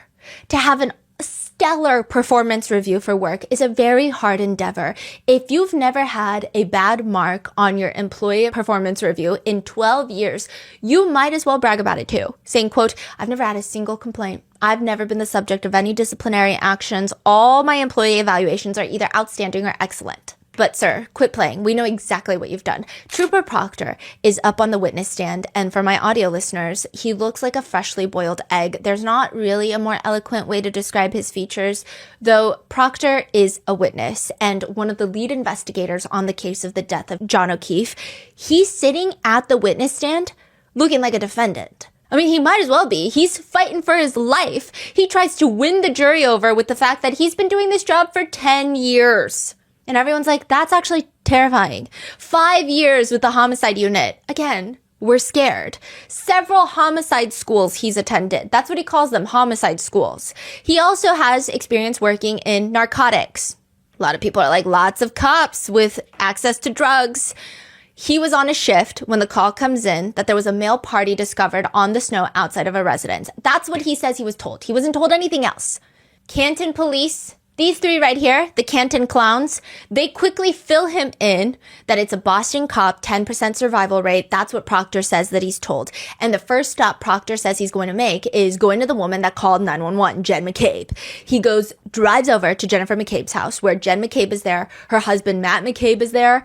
And then also her brother-in-law, fellow Boston cop, the man whose lawn John O'Keefe was found, Brian Albert, he is also at Jen McCabe's house. This is second day? First day? 29th? 30th? Yeah, the 29th. So the Canton cops, they come out to 34 Fairview. Yeah. They're actually the first ones to talk to Jennifer McCabe. Yeah. Officer Lankes, he goes inside the house and he's talking to Jennifer McCabe. Gallagher, this one, also goes inside the house and he's talking to Jennifer McCabe. And he's talking to Brian Albert. And then they're like, you know what? We got to recuse ourselves. Because that's what Chief Berkowitz wants. He says, we can't, because Kevin Albert has been with us for 18 years, body found on Brian Albert's lawn. We got to recuse ourselves. Do they really recuse themselves? Not really. So then the Canton clowns, these three, okay, they go and they talk to the troopers that are taking over. The trooper trolls, okay? So they go to the trolls, and the trolls are like, okay, what's going on? Just give us the details so we don't have to do our job. They say, you should probably talk to Jennifer McCabe. That is where Trooper Proctor goes. So he pulls up in Jen McKay's house, and Brian Albert is now at Jen McKay's house. Yes. They shifted their meeting from Brian's house to Jen McKay's house. Yes. Brian is like, listen, I went to Jen's house because she's my sister-in-law. She was going through an awful time that morning, as we all were, and I wanted to be there to comfort her if she needed anything because we're close. I didn't want her to feel like this was too much for her to handle. A few things about that. The man was found on your lawn, also your wife's lawn. Maybe you should worry about your own wife. A lot of people think affair theories, swinger theory, affair theory. Other people think that's a nice excuse to be like, I wanted to make sure that she doesn't fuck up. Some people think, what if it was a coincidence? What if he was just checking in on Jen and then Trooper Proctor shows up? Well, during cross-examination, Jackson asks Brian, isn't it true that you knew, or at least you believed, that an interview with Jen McCabe as part of an official police investigation was going to occur at her house? Yes. You were not asked by the police to join her, correct? No. Isn't it true that you knew you had been notified, or at least you believed, that an interview with Jen McCabe as part of an official police investigation was going to occur at her house? Yes. You were not asked by the police to join her, correct? No. Proctor does not think that this is weird at all in the slightest. I'm not sure he knows how to do that. Think, that is. I don't think he thinks at all. To him, this is 3 birds, 1 stone. Let's interview Jen, Matt, and Brian all at once. Because technically, these are the last 3 people to see John O'Keefe alive, whether that be at Fairview, whether that be at the Waterfall Bar. These are extremely important witnesses, and I believe that anyone who has at least seen 1 documentary and maybe 1 episode of Brooklyn Nine-Nine would have better investigative skills than the trooper trolls. They interview the 3 with no audio, no body cam, nothing. Barely any notes. Michael Proctor is asked by ABC, does it change the nature of the investigation when you know the deceased is a cop? Does it change the nature of the investigation when you know that the deceased is a cop? No, nor should it. Because again, when you're dealing with a police officer, a cop that has died, officers are usually very enthusiastic about solving that case. True, yeah. But no notes, no audio, just winging it. He says no, it doesn't change anything that the deceased is a police officer. He says, nor should it. There is a little more emotion involved towards the deceased, which makes sense. And maybe that justifies why he starts looking through deceased officers' girlfriend's phone for nudes. You're like, yeah, I'm extra sad because the deceased is one of me. We're all law enforcement. We face the same battles every day. We relate to each other. So what happened immediately after they called Karen Reed to the station and took over her phone? No, later they go to Karen's house, or Karen's dad's house. They tow her car and they seize her phone. And then he starts immediately looking for nudes. But he's telling ABC, I was a little more emotional because the deceased was a cop. And everyone's like, oh, so you're so emotional about the deceased being a fellow officer of the law that you're like, you know what? Just to spit on his grave, I'm going to look for his girlfriend's naked photos. No nudes so far. No nudes so far, correct? Correct. And who was he texting those messages to exactly? The trooper trolls. This one specifically, Buchanan. That is crazy. Let's say there are photos. You think he would just share the photos then? Yes, because he said no nudes so far. And one of the other troopers that's not on this wall yet, he thumbs down the message as in, like, disappointed. Oh my God. Like, darn. Proctor's sheer shamelessness makes my head spin. On the stand, Proctor has to read his messages out loud. He tries to read them in the most casual tone, not unlike Brian "Ha-Ha" Higgins. I said, haha, how did you get my digits? Haha, I'm shy. And I said, haha. I said, haha. I said, haha again. And he's just like trying to act as if he's reading off the Cheesecake Factory menu. But I don't think that there is in any way in which he can cadence, delivery his way out of these words that he texted. He reads, and this is in reference to him talking to his high school buddies, why he's not investigating the homeowner. High school buddy, that's a friend. Yeah, these are friends. So he's got They are multiple not- group chats. Okay, so these are civilians. Yes. That's asking Proctor about this case investigation. Yes. He writes, from all accounts, he, aka Brian Albert, didn't do anything wrong. She's a whack job, cunt. From all accounts, he didn't do anything wrong. She's a whack job. Auntie Bev stops him. Auntie Bev says, So don't spell it. You have to. So these are your words, Trooper Proctor? Yes, Your Honor. Go ahead and say them. Yes, she's a babe. Weird Fall River accent, though. No ass. friend responds, not newsworthy then. Good, no ass bitch. Proctor laughs in the group chat. The friends say this is not newsworthy. Yeah, because she has no ass. And then he goes, No, another friend says, good, no ass bitch. Like, good, she's going down. No ass bitch. And Proctor is like, haha, that was comedic gold. Proctor laughs in the group chat, which if you're the lead investigator on this case and a man is found deceased outside another man's house, but you want only to investigate the girlfriend because she's a whack job, that's terrifying. But Proctor is like, no, listen. The compelling evidence against Miss Reed at this point indicated that Mr. Albert had nothing to do with Mr. O'Keefe's death. The rest of the unprofessional and regrettable comments are something I'm not proud of and shouldn't have written in a private or any type of setting. Side note, Proctor has multiple group chats going on, all of which is a cesspool of derogatory comments being made. One, like I said, is with his high school buddies, his friends, and then another one, which is his work colleagues, including his supervisor. This one right here, Buchanan. Proctor sends his buddies pictures of, this one is back to his high school buddies, of Karen Reed being escorted from the State Police Milton Barracks. His friend asks, is this chick a smoke? Nutbag, as Chief would say. Chief, maybe, referencing Tully. Tully's the big boss. It's Tully, Buchanan, Proctor in the chain line of order. Yes. So Tully is the top dog, and then goes to Buchanan, and then goes down to Proctor. Yes. And Tully calls her a nut job? It's alleged that he's referencing Tully. Okay. He could be referencing Berkowitz, but that's not his chief. But his official title is not chief. But somebody, so one of the officers, top dogs. He says, I also respond with, she's got a leaky balloon knot, leaks poo. Lally asks him to explain that. To Miss Reed's some medical conditions there. Again, unprofessional comments I should not have made. These juvenile, unprofessional comments have zero impact on the facts and the evidence and the integrity of this investigation. They said these are unprofessional comments, but they absolutely do not detract from the integrity of the investigation or the facts and evidence of it.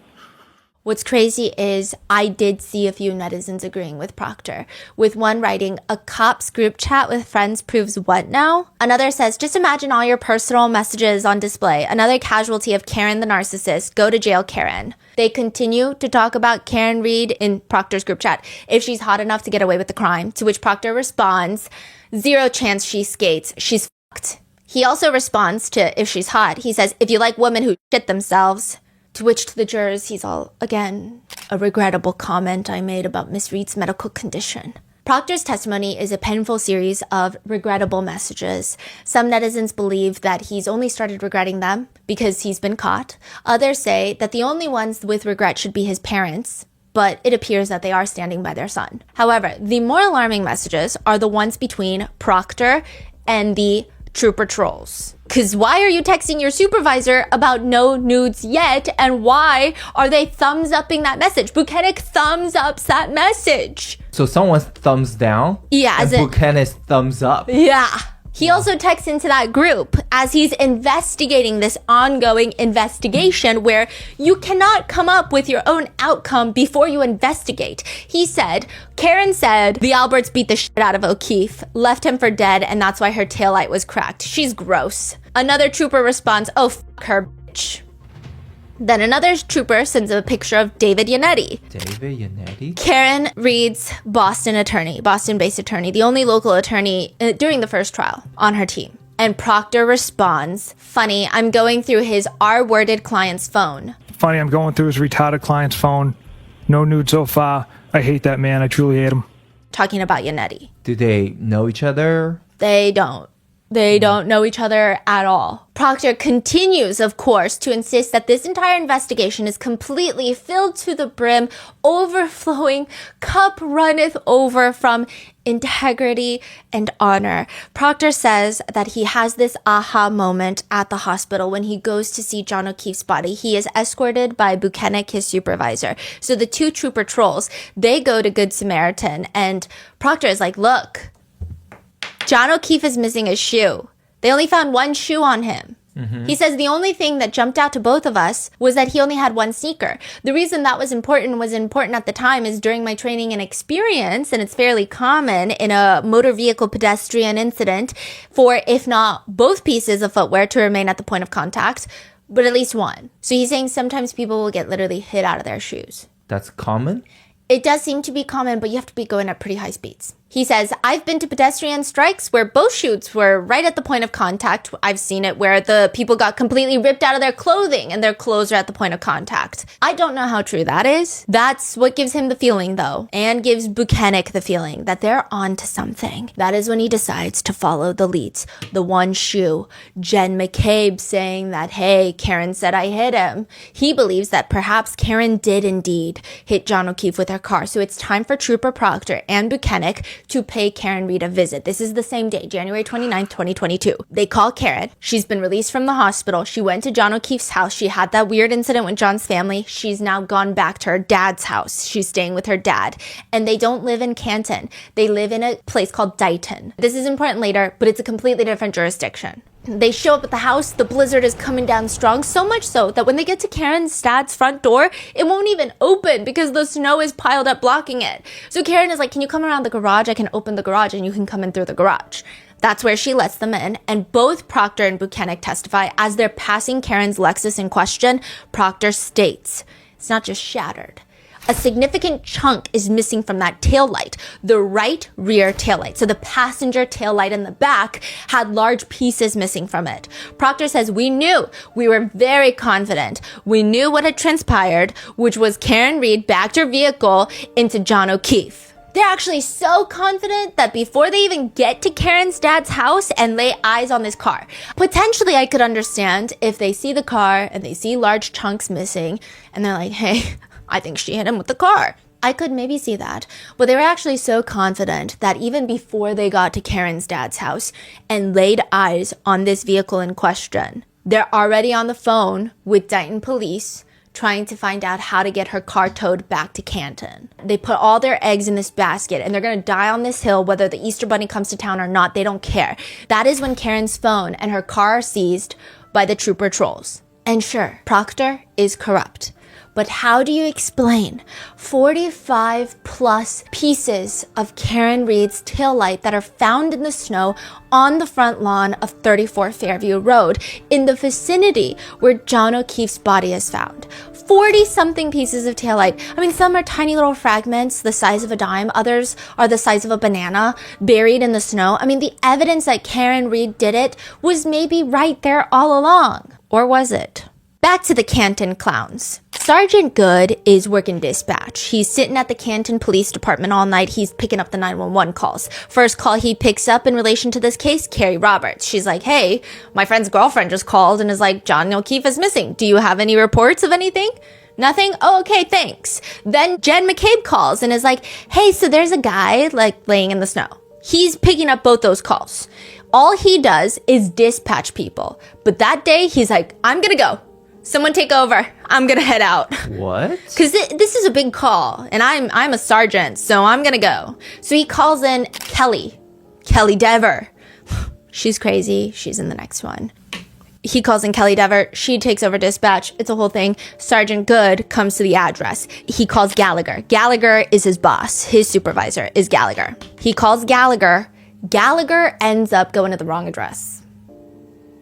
It's either suspicious or it's stupid. That's how I sum up every law enforcement decision in this case. It's either stupid or it's suspicious because nothing is ever making any sense here. I don't understand anything. He ends up going to the wrong address. And then he's like, you know what? I'm not even going to go there right now. I'm going to stop by the Canton Police Station before I head over there. So he grabs himself one of those reflective jackets because it's dark outside. He doesn't grab anything else, like an evidence bag, anything. Just a reflective jacket. He shows up at the scene. Sergeant Good had already called for another person, Officer Link, Michael Link, to show up. So now it's the 3 Canton clowns that are there. Okay, there's 2 other Canton officers there, but they're lower rank and they're not as pertinent to this case. We talked about them briefly in part 1 where they just talk about what they heard, what they didn't hear, and the situations. Mainly their dash cam footage is the most important, but other than that, they don't really... Now, mind you, Gallagher is the highest ranking one at the scene, top dog at the scene. And at the scene, he says, we gotta put up crime scene tape. But it just starts blowing in the wind because it's a blizzard. Which, in his mind, he's like, well, then we shouldn't even set up a tent because then a tent is also gonna blow away. And then also, they don't canvass the area. They don't go and speak to anybody in the nearby homes, nothing. And he shows up when John's body is already gone. So John has been escorted to the hospital and he shows up. And he's looking around. He tries to put up crime scene tape. So he says it starts blowing in the wind. So he takes away the crime scene tape. And then he was like, you know what? The thought of putting up a tent did cross my mind. But then I thought it's just going to blow away. He doesn't canvass the neighborhood. Nothing. He gets there late. He just asks them, hey, so where was John's body found? And they point in a general area. And this is where he just starts looking for evidence. Gallagher will later bring the troopers out to show them exactly where John O'Keefe's body was found. But he's never seen John O'Keefe's body found there. Yeah. So is that not hearsay? Yeah. Karen's attorney is cross-examining Gallagher, asking, so you were giving them information that you had no personal knowledge of, correct? I had knowledge from other offices. I did not see John O'Keefe at the scene. He was transported to the hospital. That is correct, yes. Right. So you couldn't determine exactly how he was positioned, right? Not precisely. From head to toe, right? Not precisely. Where his arms or his hands were? That is correct, yes. He's a 6'2" man, correct? I don't know. You don't even know that? I don't know his size, no. And the details matter in a case like this. Any investigation, the details matter. Sure they do. Accuracy is vital in a homicide investigation, correct? Correct. So the 2 initial Canton officers, Seraph and Mulaney, I believe, they are the ones that tell Sean Good and Michael Link where the body was. And then they tell Gallagher. Gallagher tells the troopers. The troopers will later tell the accident reconstructionist. So it's 20 layers. Yeah, 20 layers of telephone and hearsay. So if that were the case, then they wouldn't have personal knowledge of where John O'Keefe's body was either. Not to a precise location, yes.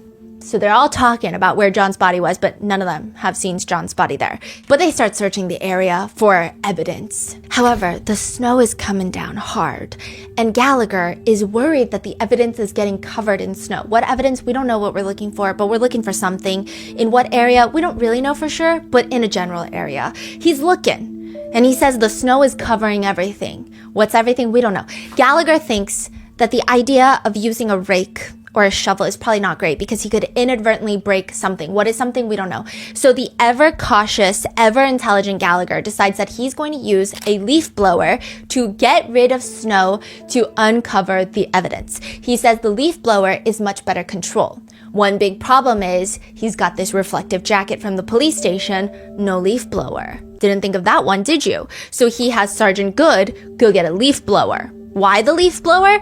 Gallagher says it's a unique case. There was snow. I had never processed a scene with snow. Side note, this man has worked in this area for 30 years. You've never processed a single scene in Massachusetts where there was snow? I had seen a leaf blower used in the snow, and it's quite effective at being controlled. So that's why it was readily accessible. The scene was debilitating as we were on the scene with the weather. Snow was piling up, and I thought that this was the best method at the time, which people think he's crazy. He's asked by the prosecutors later, was it successful? Very. I started with a low speed and began whisking away the snow, and then I saw how it was uncovering these pink spots, which were becoming a brighter red. There's a video of him using the leaf blower to get rid of the snow. They've got the weirdest photographic evidence of things that don't make sense. Wait, someone recorded him at the crime scene, but there's no like photos? A lot of the evidence is photographed, but it's photographed in a way where you have no idea where on the lawn it's found. You just see snow and grass. So you have no idea in what area, in what vicinity. You don't even know where John's body was found. So like, really, what are we doing? We don't know anything. This could have been found on the surface of Mars. It could have been found in New York City. We don't know. I mean, obviously we know it's not, but he says, see, it removes the snow. I was removing the snow layer by layer, and right here is when you can see it exposing the cocktail glass. You're going to see red spots appear as I remove it layer by layer. Those pink spots start to turn to be dark red spots, as you can see. We can control it. We were concerned, but it worked.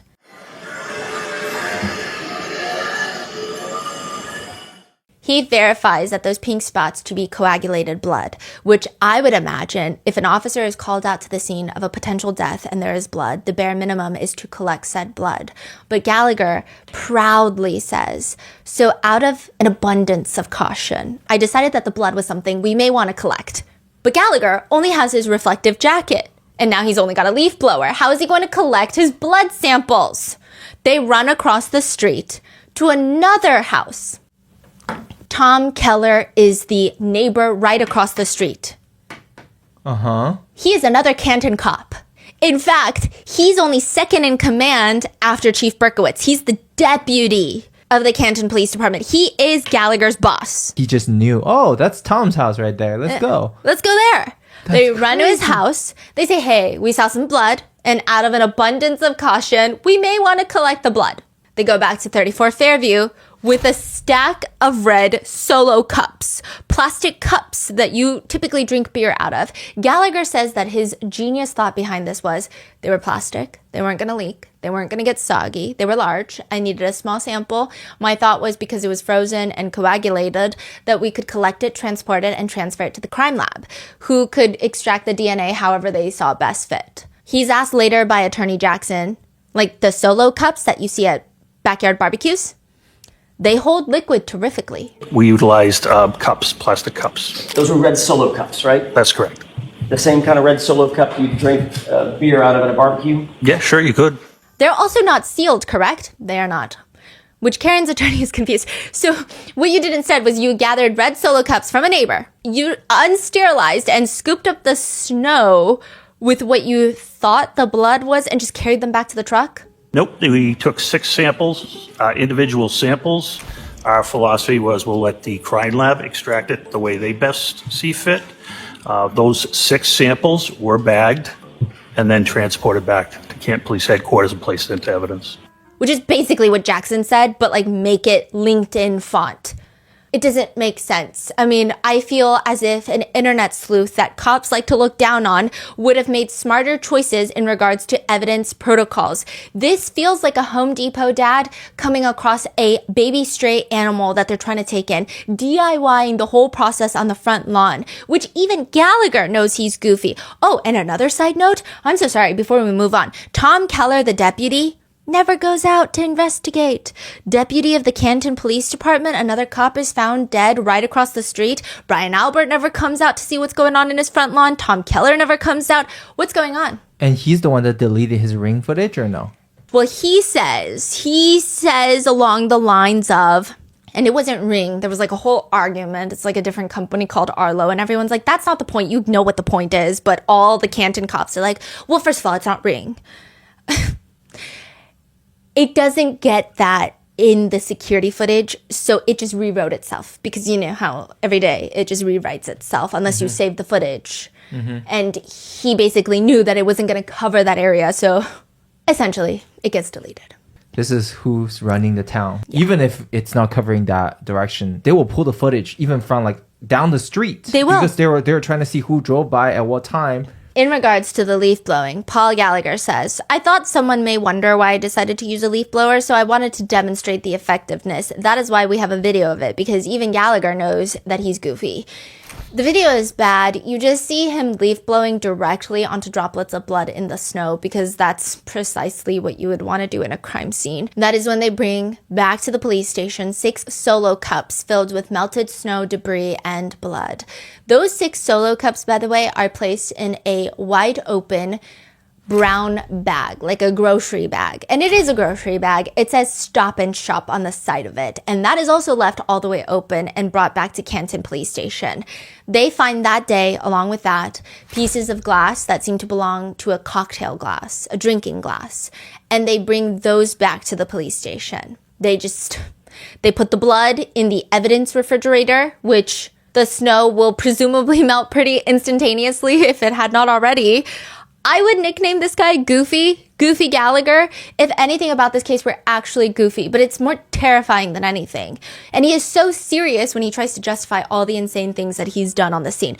Why do you use a Stop and Shop bag? He's asked by the defense.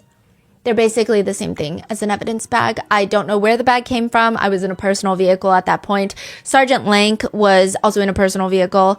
He tries to argue that the Stop and Shop bags are similar to evidence bags. Quote, if the bag were upside down, you wouldn't know it. It didn't say evidence on it. I'm not sure where the bag came from, but our evidence bags are pretty much the same thing. The defense attorney is like, but it's not the same thing. It's not the same thing, and that's why evidence bags are much more expensive, isn't that right? They're not quite the same, are they? No. And obviously, the bag, it goes without saying, is not forensically sterile either, correct? Most bags are not sterile. Later, Sergeant Lank, this guy, besties with Chris Albert, we're getting into that later. He says, he's looking at the picture and he says, it looks like a Stop and Shop bag. It might be an evidence bag. The defense attorney is like, it literally is not. It's a Stop and Shop bag. No, it looks like a Stop and Shop bag. But actually, it looks like an evidence bag. It just doesn't say Canton Police on it. It says Stop and Shop, but it does look like an evidence bag. It's the same thing. That's a grocery bag. It is. And that's exactly what our evidence bags look like. So that's what I thought it was at first. Right, except it doesn't say anything about evidence on it. It says Stop and Shop, correct? Correct. What do you think's in that evidence bag? I'm sorry, Stop and Shop bag. I'm not sure. And it's the seriousness on the stand for me. At one point, they say, we did not document which scoop went into which cup. Which scoop of snow and blood went into which cup. It's freaking crazy. Netizens are going insane. They're writing, imagine the embarrassment. Who collects evidence in beer pong cups? Another one writes, wonder if they put urine samples in Slurpee cups. One says, the Stop and Shop bag evidence is so abysmal that we can't help but wonder if they have a Stop and Shop deal. So you're saying they collected, quote, blood into 6 cups and some glasses? Yes. What about the cartel light? Did they collect those? There was nothing. Well, you'll see. What? You'll see. Now, mind you. That's ridiculous. This guy right here, Gallagher, made $322,389 that year. $320K. Mm-hmm. Is he just a cop? What is he? No, he's a lieutenant. They make that much he's a state. Wait. No, he's a Canton cop. Canton cop? Yeah. $320K? Yeah. Is that average? That doesn't sound right. It sounds like a lot. How do we know that? It's public record because they're cops. Is everyone making that? No, but he's pretty high ranking. Officer What? Lank also gets promoted. He ends up making, I think, almost $250,000. 200-something thousand. And this is how they are investigating. I'm sorry, if you're getting paid together, just you two are getting paid $500,000 on taxpayer money, you better know how to collect evidence. And you're saying there's not a single piece of car tail light that they found? The timing is very important in this, keep in mind. Later, another forensic expert is testifying about something completely unrelated. Well, not completely unrelated, but she is testifying about dog DNA, and we're going to come back to this. But the defense uses her cross-examination to just randomly ask her about forensic processes. And they ask her, so you You wouldn't use plastic to get blood. She's testifying about sterile procedures. Everything we use in our lab is sterile. All of our tubes that we would use, or once we do a collection, we put it in a tube for the extraction process. Those tubes are autoclaved and they don't have any contamination. They are sterile. So you wouldn't use a solo cup. At this point, she just looks at him and goes, I'm sorry, what? They are sterile. You would use a solo cup. I'm sorry, what? Objection, Your Honor. Solo cup. The objection is sustained. She looks genuinely confused and concerned. And he is so proud of this. That is correct. Side note, Gallagher has also worked with the DEA, the Drug Administration, for 15 years, which some netizens believe add to this. And also ATF, there's lots of drug overlap there. So lots of people believe there's lots of drug connections everywhere. But technically they are law enforcement and drugs are a big part of law. Sergeant Good, however, there's lots of connections here. Sergeant Good also grew up with Courtney Proctor, Trooper Proctor's sister. There were only 144 students graduating that year, so their class is very small. I imagine they were friends. If not, they knew of each other rather well. Lank went to high school with Courtney Proctor as well, but also with a girl named Jill. Who is Jill? Jill's not on here, but Jill is Julie Albert's sister. And he's best buds with Chris Albert.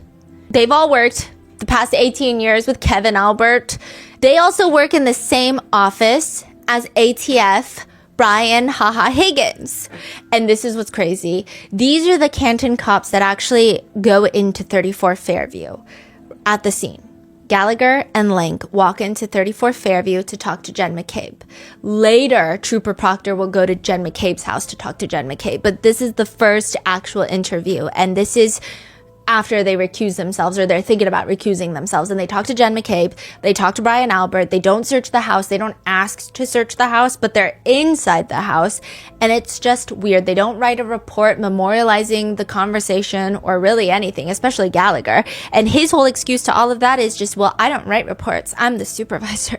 Why would I write a report? That's not my responsibility. That's for the losers like Link. That is correct. That's the vibe. And they're just letting everybody talk to everyone. At this point, everyone in the house, a lot of these people have stated there was a morning meeting. A lot of people were at 34 Fairview that morning, and we're going to get into these two a little bit later. But just to give you a recap, throughout the morning of 34 Fairview, lots of people stopped by. Already inside the house were Brian Albert, Nicole Albert, and birthday Brian Albert Jr. Jen McCabe is there because she came there with Karen and she called 911. Matt McCabe shows up because Jen McCabe calls her husband and is like, oh my gosh, we found John O'Keefe dead in the snow. Eventually, Julie Albert shows up. Julie Albert shows up completely randomly. She says, it's Brian Albert Jr.'s birthday. Here's what I do. It's a birthday tradition that I get him 6 Dunkin' Donuts and I put them in his car, which already doesn't make sense because it's a blizzard. I don't think birthday Brian's going anywhere. So when is he going to find the Dunkin' Donuts that you just put inside of his car 10 years later? She shows up, and then Brian Albert, who sees nothing, hears nothing, sees Julie Albert putting donuts in the car and is like, hey, come in. We got to tell you something. So they tell Julie. Julie goes back home, gets Chris. They drive back to Brian Albert's. Brian Higgins got a phone call from Brian Albert and Chief Berkowitz that morning, but he doesn't pick up Chief Berkowitz's call. He calls Brian Albert back and he's like, you got to come over. He ends up coming over. Brian Haha Higgins works at the Canton Police Station. These people work at the Canton Police Station. Brian Higgins has testified that he was at 34 Fairview that morning. These two guys are like, I don't know if we saw Brian there. What do you mean you don't know if you saw Brian there? You work with Brian. He works in the same office. You would remember if you saw him, correct? No? They're like, well, I don't recall having a conversation with him, so I can't tell you if he was there. At one point, Michael Lank also states that he had mentioned to another officer that he believed that John O'Keefe might have been in a fight, like he could have been in a fight or something. To which the defense attorneys ask him, if he had been in a confrontation, it could have started anywhere? He's like, yeah, if he had been in a confrontation, it could have started anywhere. It doesn't mean that it started in the house, which is why we didn't feel the need to search the house. It's not like, oh, the house is the crime scene. Right. But the house is part of anywhere, right? Correct. So in other words, the house is not excluded in your mind at this point as a starting point for the investigation. Is that right? The starting point would have been where Mr. O'Keefe had been discovered. And then based on speaking with the witnesses, there was no indication that he ever made it into the house. I learned that speaking to Miss McCabe. So you just took Miss McCabe's word for it? At that point in time, that was the only person I had spoken to, and she gave me a timeline of events from that night where Mr. O'Keefe was supposed to come back to the house, but never made it. Have you ever been, in your course of investigating cases, have you ever been lied to by a witness? Yes. So it's not necessarily the best investigative technique to just take a witness's word for something, correct? You need to actually investigate the circumstances for yourself and to your own satisfaction. Is that a fair statement? Sure. It is incredibly weird, is it not, that at least 4, maybe even more Canton police detectives searched Brian Albert's front lawn for evidence the day that they found John O'Keefe's body. They find a cocktail glass. They find blood. But they don't find taillight pieces. When you say cocktail glass, it's like a glass cup? Like a whiskey cup. You know, like a cocktail, Yeah. you put some whiskey, you put vodka in there. I don't know, I'm not really That's a big really drinker. weird, but isn't yeah. it? So, Karen was seen leaving C.F. McCarthy's with a glass. Are you allowed to do that? No, you're not. Okay, she snuck it out because she didn't finish her drink. So she snuck out her little glass. And then I believe that same glass was seen walking out of Waterfall, but in John O'Keefe's hand. It's from the bar, but the point that the defense attorneys are trying to make is that these sergeants from Canton Police, they didn't know it was from the bar. So you would think that it's from inside the house. So you should search inside the house. But they don't. They don't. The number of pieces of taillight that are found by these at least 4 minimum police officers looking for evidence while it's still bright outside are 0. They used a literal leaf blower and they have spotted not one piece of Karen Reed's taillight. That's crazy. And taillight is red? Red and clear plastic pieces. And some of these taillight pieces that they're showing in court, it's like the size of a banana, bright red. It's only later in the day when the snow starts really starting to accumulate that the police miraculously, sun goes down, snow is pouring down, that they start finding pieces of taillight on the property. And, you know, people argue, you don't think that's weird? The police only start finding pieces of the taillight later in the day? That's a little bit strange, don't you think? Yeah. So they find some later that day, and then for the next few weeks, they find more pieces of taillight. These taillight pieces, I don't know if they just magically appear. The trooper trolls, they try to argue that it's because the snow is now melting and the evidence is unearthing itself. They keep using that word. More evidence starts to present itself, which is a very interesting phrase that you could choose from. But some people argue, well, it's because these guys are not really trained to find evidence. I mean, look at them. They're doing solo cups. How do you expect them to find evidence? It's not until later that Trooper Tully, Troll Tully, we don't like Tully. Nobody likes Tully. Okay, just keep that in mind. He decides that he's going to employ the CERT team from the Massachusetts State Police. The CERT team is a special emergency response team. So they just kind of go from place to place in Massachusetts helping any law enforcement agency that needs the help. He gets them out there and they conduct a search where they find John O'Keefe's hat and a few pieces of taillight. And then for the next few weeks, they find 40 plus more pieces of taillight, which begs the question to a lot of people, wait, so the CERT team that are normally better qualified to find evidence, they only find a few pieces of taillight, and then suddenly there's 40 more pieces of taillight? And the documentation of where these taillight pieces are found are horrendous. They just take a picture of the taillight in the grass with the snow. Most of these pictures don't have any sort of relation point of, is it next to the flagpole? Is it next to the hydrant? Nothing. You have no clue where on the lawn these pieces of taillight are from. So they're saying that the snow takes weeks to melt. Yeah, and as the snow is melting more and more, they're unearthing. Evidence starts to present itself. That type of phrasing by a police officer, by a law enforcement officer, should be criminal. Present itself? I'm sorry, then why are you getting paid? It's crazy. Now, Prosecutor Lally asks Proctor where the taillight pieces are found. He's not even asking for exact locations, which is what you would imagine would happen in an investigation. He's asking, generally speaking. Proctor does a full-chested sigh. I don't specifically remember exactly if they were around the flagpole, because the CERT team came and shoveled an area around. So that stuff had melted first because there was a lot less snow, and then they created more piles. But as far as the general area was by the flagpole and fire hydrant, it wasn't like on the other side of the property. It was in that general area. Nobody disagrees with the fact that these are pieces of taillight from Karen Reed's SUV. That is a fact. They just argue how and when it got there. Now, just to give you a bit of a timeline on this, evidence starts to present itself starting the night of January 29th. John is found at 6 in the morning. By about 6 p.m., taillight pieces are found. But prior to that same day, Karen finds John. Karen is rushed to the hospital. She's Section 12. She gets released, goes to John's house, feels unwelcome, gets her car, and drives her to her dad's house in Dighton. The troopers, they decide that they're going to go to Karen's dad's house and seize her car that day. They take her car, bring it all the way to Canton Police Department, which is already a little bit suspicious. People thought it was weird. These two troopers, they're part of the Massachusetts State Police, and they have two facilities that are MSP nearby Dighton. But instead, they have Dighton Police tow it all the way to Canton. Canton has already recused themselves from this case. So it's very odd.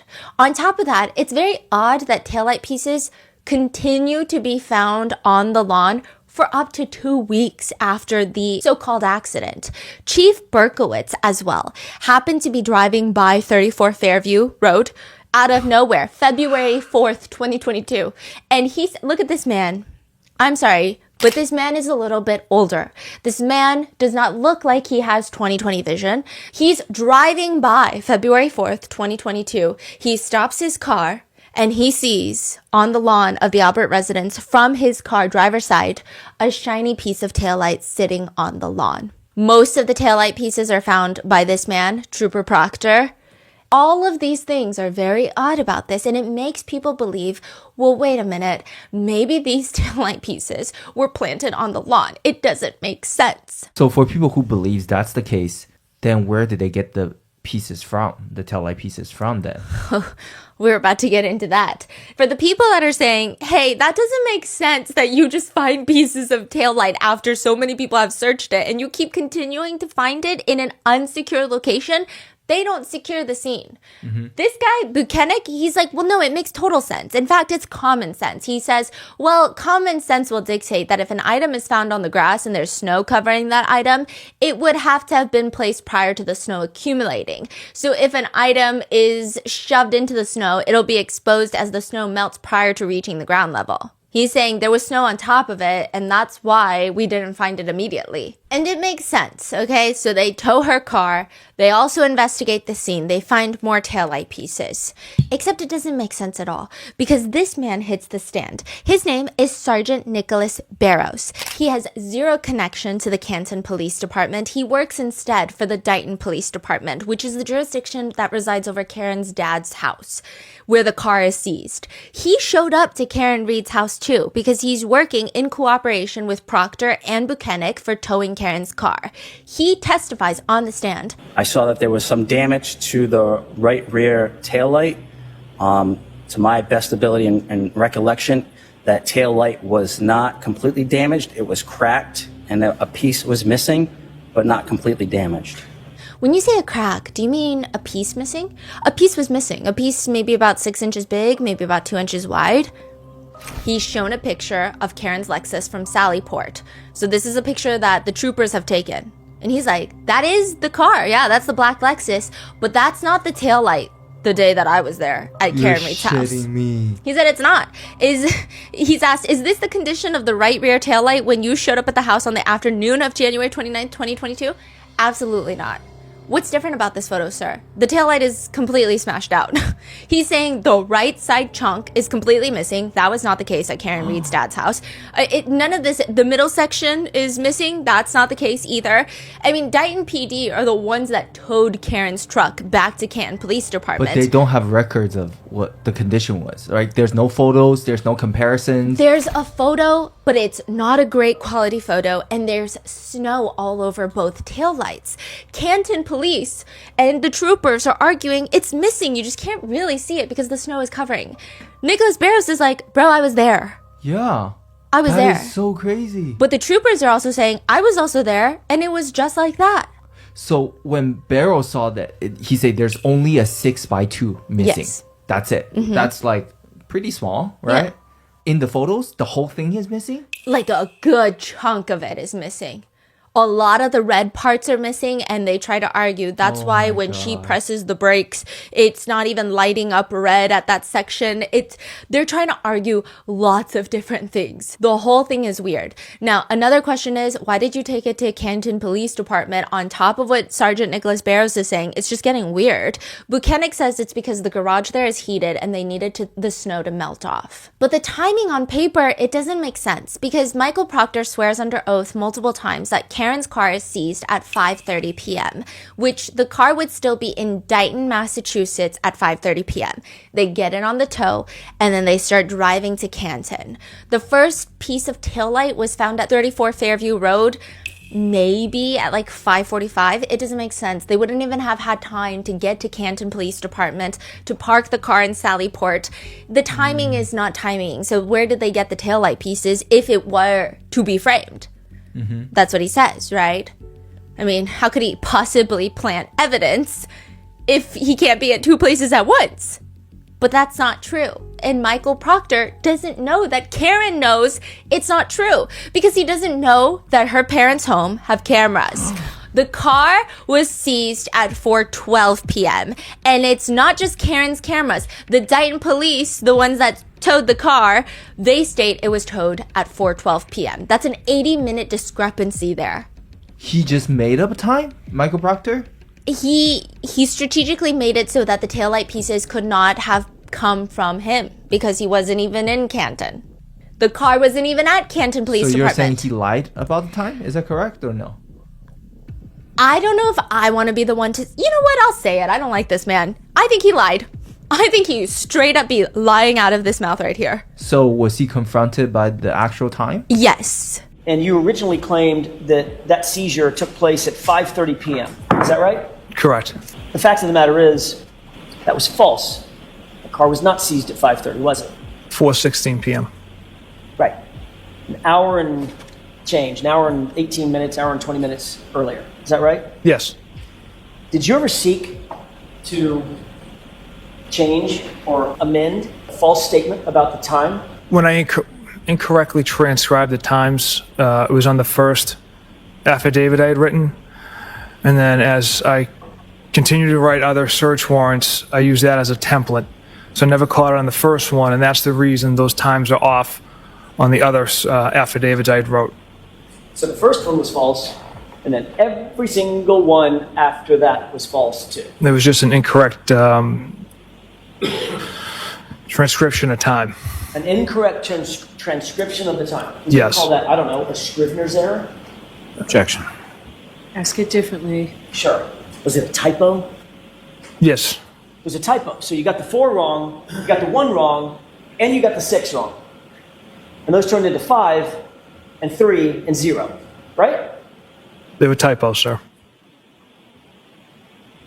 Fact of the matter is, you delivered that car to Canton PD, to the Sallyport garage, before a single piece of taillight material was ever found in this case. Trooper Proctor, is that correct? Correct. By the time that they get to Canton Police Department, they book the car. There's movement around the car, and then Trooper Proctor leaves with enough hypothetical time to drop pieces of taillight at 34 Fairview Road front lawn.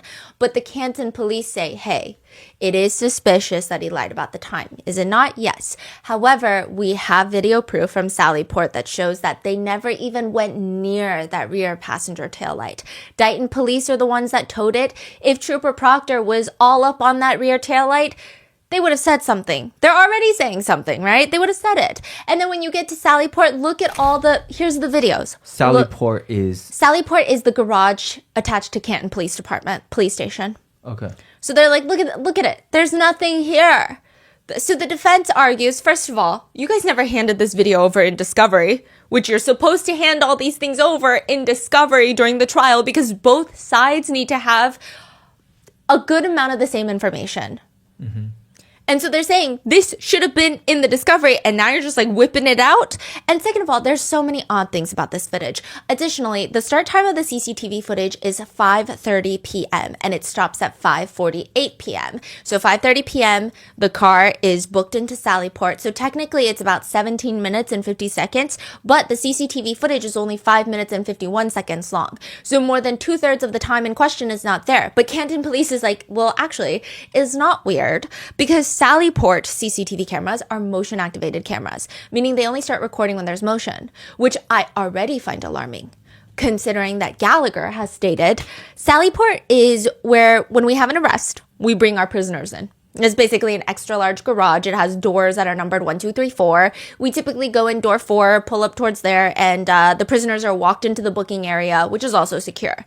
I would imagine that a place where you have people getting booked, I would want cameras running 24/7 to protect both sides, both parties, not just motion censored cameras. But nevertheless, they show the cameras and it does show nobody goes near the rear passenger taillight. Buchanan testifies, Trooper Proctor and I never touched the vehicle prior to it being properly processed with a search warrant. They never touched the back passenger taillight. So at that point, is the taillight already missing? You can't really see it. Okay. But they do go to the other side of the taillight because there's a door near the driver's side taillight. So you do see Trooper Proctor kind of hanging out in that area, but it's not the rear passenger tail. That one, there's no taillight pieces missing, right? Karen and her defense team are looking at this video and they see it. Yeah, it makes sense. No one goes near the rear passenger taillight. But why is everything backwards? There is a police car next to Karen's black SUV and it says police, but it's backwards. Like you're looking into a mirror. Like, you know, when you write a letter and you put it up against a mirror, the words are backwards. And then the number 4 on the garage doors, 1, 2, 3, 4, remember they're numbered? They're also backwards. Why? Because the footage is inverted. Somebody inverted the footage. So what the defense team does is they uninvert the footage.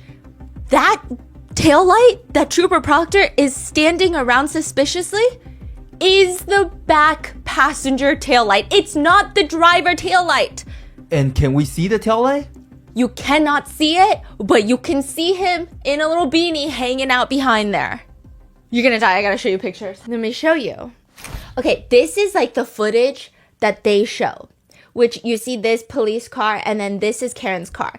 They said that this is accurate portrayal of the footage, which would make you think that this is the taillight in question, the passenger rear taillight, right? Yep. That's what it looks like. Nobody ever goes over there. However, this is the real footage. That's the driver's side taillight that nobody goes around. Oh my God. The rear passenger taillight is the other side. Oh my God. The prosecutors, they play the inverted footage. They ask Buchanan, is this an accurate portrayal? That alone is guilty. Like whoever did that is guilty. But what's even crazier is when the defense team invert the video back. They go and find other like Sallyport footage. The timestamp is also inverted. So that means somebody not only inverted the video, but they went and fixed the timestamp to make it look like it's not an inverted video. And nobody knows who did that. Everyone's like, I don't know. Someone edited the video footage. Someone inverted the video. And then, right. Oh my God. And there is a point in the CCTV footage where you do see Michael Proctor near the exact taillight in question. And then all of a sudden timestamp jumps from 5:37:37, so 5:37 p.m. and 37 seconds to 5:38:01. So there's like a good 20 seconds missing from the CCTV footage, and that's a good chunk of time. Let's go ahead and play it forward. Pause. Did you see any volitional movement by Mr. Proctor as the tow truck driver moved past him? Yes, it appears if that is his head, it shifted weight. Okay. Let's go ahead and play it forward. Stop. Did you see a person that appeared to morph toward the back of the vehicle? Right there. There is some anomaly there with the footage, so it could possibly be used to describe that what took place. Jackson later states, once we inverted the video and showed it to the jurors, oh my goodness, you could have heard a collective jaw drop in the courtroom. During Buchanan's entire direct testimony, he states that this video is an accurate portrayal of what happened. Not once does he mention, yeah, it's accurate, but it's an inverted video. Clearly, whoever did this thought that they were going to get away with it, that the defense would not notice. Additionally, during Buchanan's direct, he points to the guy in the back of the car as Trooper Proctor. But now that this has been revealed that it's a mirrored, inverted video, suddenly during the cross-examination, he's like, well, I can't exactly be sure if that's Trooper Proctor in the back. I can't exactly be sure who anybody really is. I mean, the whole thing is shady. The defense asks Buchanan, you were there. You were then asked, whether or not, in looking at that video and watching it, whether or not Trooper Proctor approached, manipulated, touched that rear tail light at the time, and your answer was never. That's correct. And while you testified that this is the video that was displayed for the jurors, correct? That's correct. For all appearances, it would appear that the right rear tail light of the SUV is the one facing the jurors, if you will, facing the viewer, right? AKA, it does seem like it's very misleading. Yeah. And you never mentioned that this was an inverted video, did you? It was not brought up, no. Do you agree with me that an inverted video is not accurate? It's inverted by definition, right? It's an accurate depiction of the events taking place. Do you see where Mr. Proctor went in the video? Yes, the video depicts him going to the portion of the vehicle, but we can't tell how close he is. So now it's like, okay, fine. He went there, but we don't know how close he is. But Buchanan is on this hill, and he's going down with it. He said, just because it's a mirror image doesn't mean that it's not recording the actions and what's transpiring. I think it's just a mirror image of what's taking place. If you see someone walking in or driving a vehicle and it's depicting the action of the vehicle being pulled in, and if it's mirrored, it's still documenting the activity that's taking place. What? Also, there's CCTV footage of a shorter statured man that appears to be near Karen's vehicle, and nobody can say who it is, but everyone thinks it's this man right here, Chief Berkowitz, who happens to find a random piece of taillight on the Albert residence later on. Can you recognize that person? I cannot know. You indicated previously, does that person look large or small in stature? I can't tell.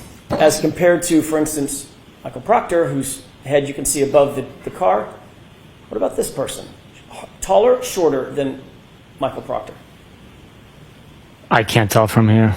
So he just walked by and grabbed a piece type of thing? That's what netizens think. That's crazy. So technically, the timeline is now making sense because Proctor lied.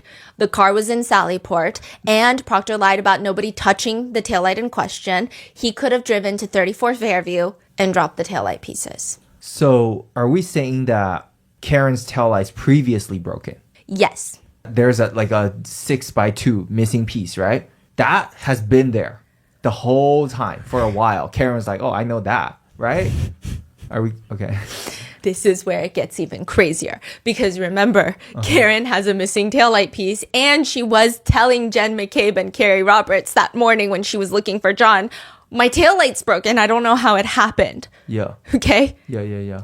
John O'Keefe has Ring video footage over his garage. And at exactly 5:07 a.m., you see Karen in the black Lexus pull out of the garage, backing out and slightly ramming into John O'Keefe's car. It's like a boom. You can see there is contact made between the two cars at that exact rear taillight.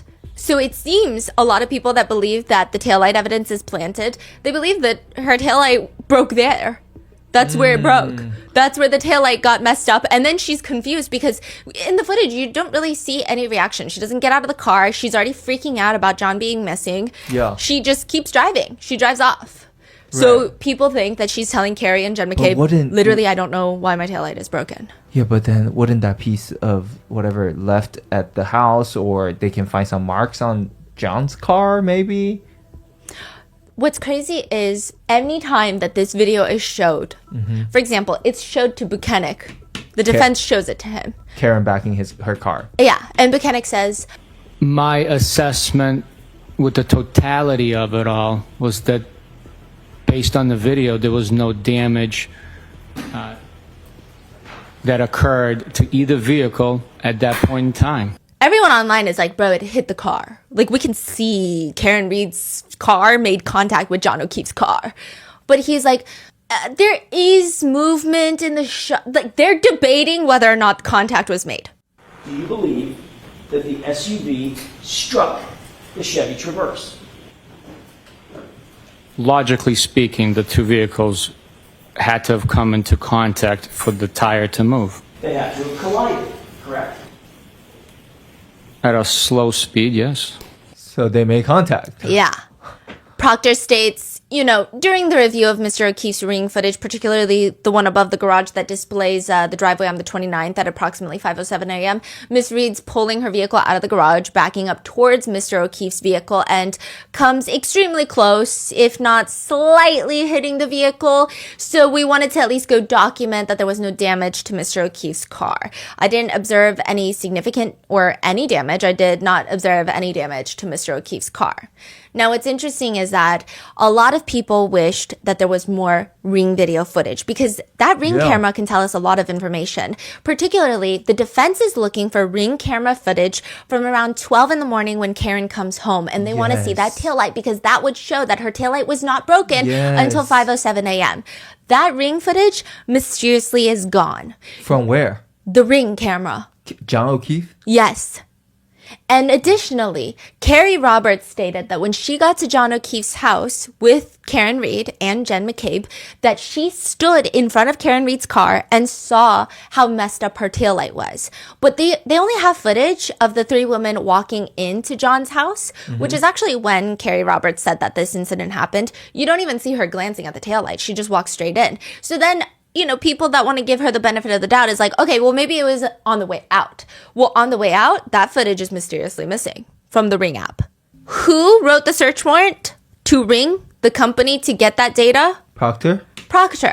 And Ring also provides a data log, which means it gives you all the times that somebody has accessed the app from which phone. Yes. And after John O'Keefe's phone was seized by none other than Proctor, it accessed the Ring app. Dang. AKA, he could have gone in there, and a lot of netizens theorized and deleted all of that. And the Ring company has no backups, and I don't think if they do, they gave it to Proctor. And he could have also just deleted that. And I don't think the Ring camera cares enough to be like, okay, let me just publicly get involved in this. Right. But there are a few unexplainable pieces of evidence, such as the microscopic, taillight pieces that were in John's clothing. They're not really microscopic. They're just like small taillight pieces that were found on John's clothes. Buchanan testifies that when they go to the hospital, they find all of John's clothes in one big wet pile on the floor. They bag it up for evidence. They don't take it to an evidence locker. And an evidence locker is very important. So usually with most police stations and police departments, evidence lockers, they're heavily guarded. Not every single detective has access to an evidence locker. And every time somebody goes into an evidence locker, it's logged. It's the level of corruption to mess with evidence would be a little bit higher. They take the clothing, the wet clothing, to the DA's office because technically they all work for the DA, the MSP, and they just lay it out in a secure room on butcher paper to dry. The butcher paper, that's a normal thing. You want to dry out the clothes so it doesn't get molded and contaminated.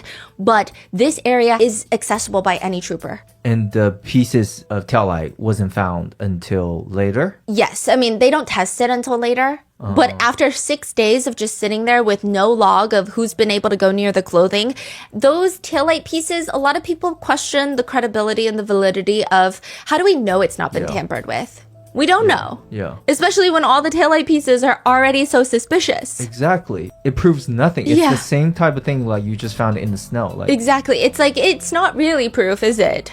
What's also additionally interesting is that Karen Reed drove past the library at around 12:37 a.m. to 12:39 p.m.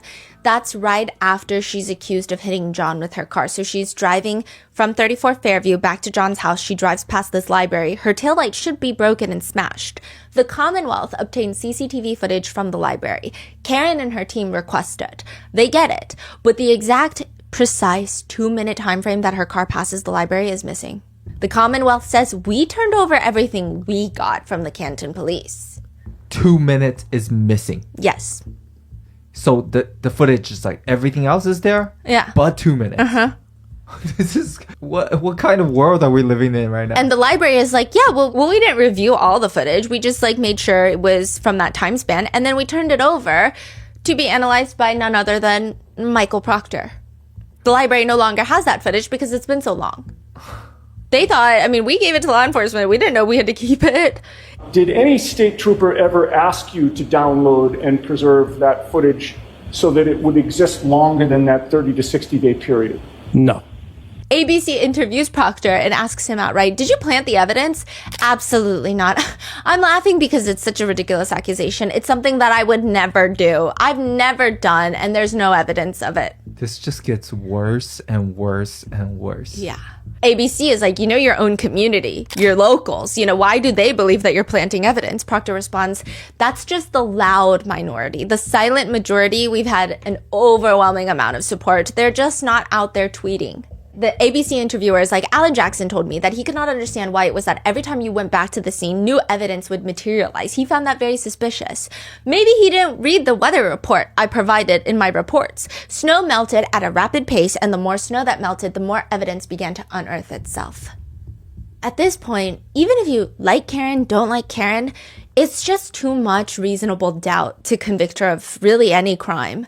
I think one of the biggest reasons that people refuse to believe Karen, though, and I think that it's a small amount of netizens, skewing a little bit on the older side as well, is I think Karen has a very intense personality. She really does not back down from a fight.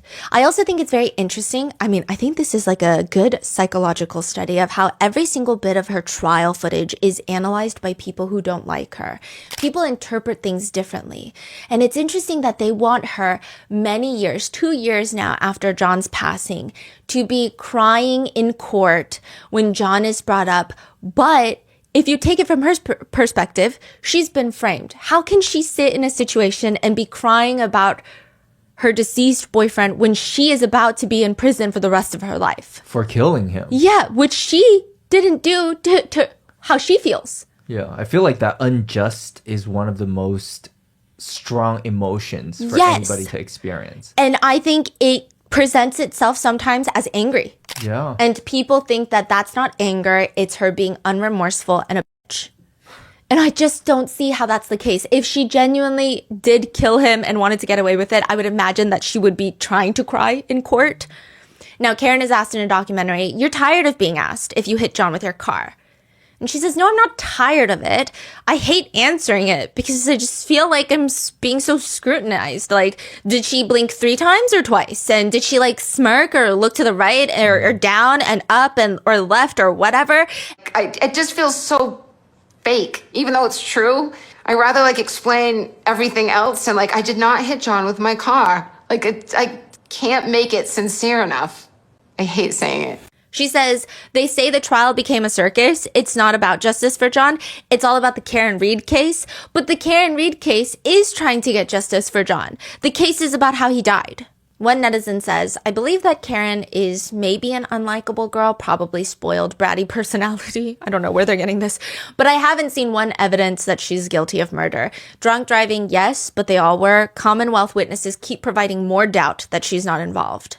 Others fight back. One person says, I actually don't see it that way. I happen to like her personality. She seems like a sharp cookie and isn't going down for something she didn't do without a fight. Another big witness in the Karen Reed trial is Brian Loughran. I'm going to call him Lucky because that's what everyone calls him.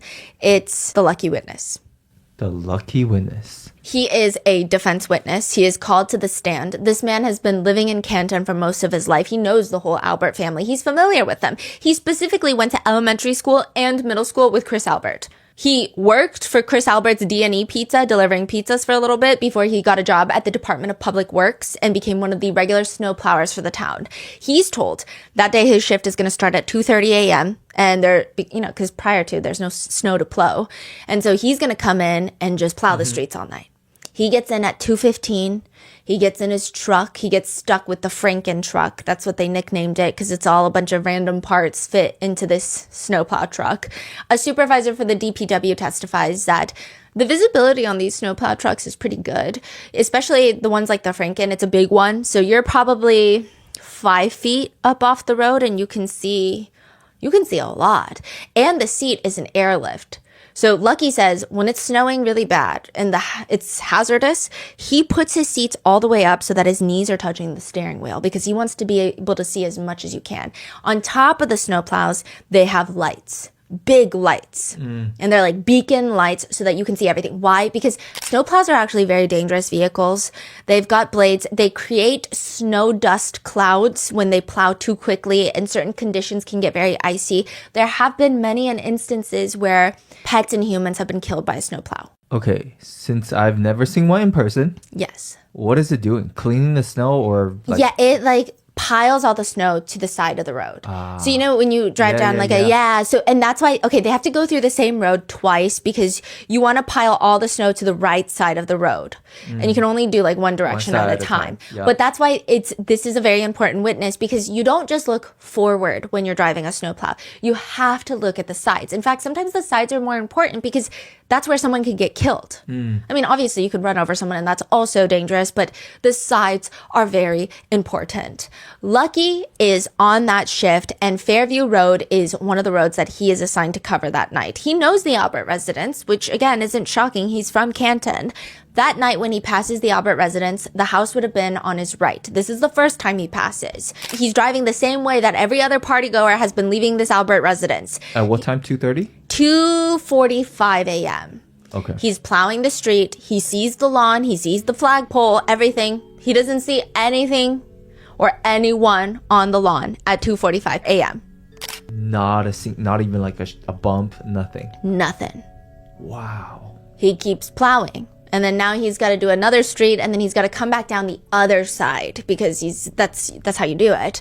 And so he comes back down and this is around 3:30 and this is when he does notice something. There's now a car parked in front. A Ford Edge. Just parked right in front of the flagpole. And who drives Ford Edge? One of the Alberts. Chris Albert? I believe one of them likes a Ford Edge too, but it is believed to be Brian Albert's Ford Edge.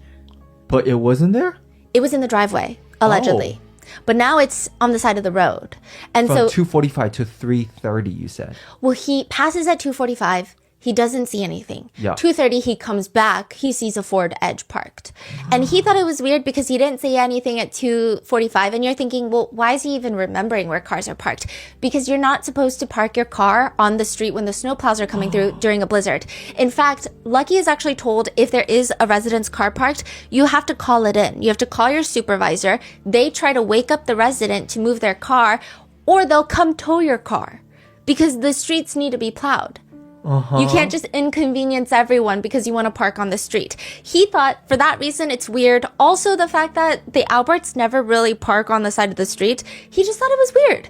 But he doesn't call it in because he said out of respect for the Alberts, he just didn't want to. He wanted to be courteous because I guess, he had been friends with Chris. He had worked for Chris at one point. He's like, I'm not going to tattletale on the Alberts. But he did think it was weird. He was like, it's fine. I mean, because I guess he had already done that side. Yeah. But it's weird. He notates it. He thinks about it. And then he keeps on his snowplow route. And then later he comes back down to keep doing his route because, the snow keeps piling on.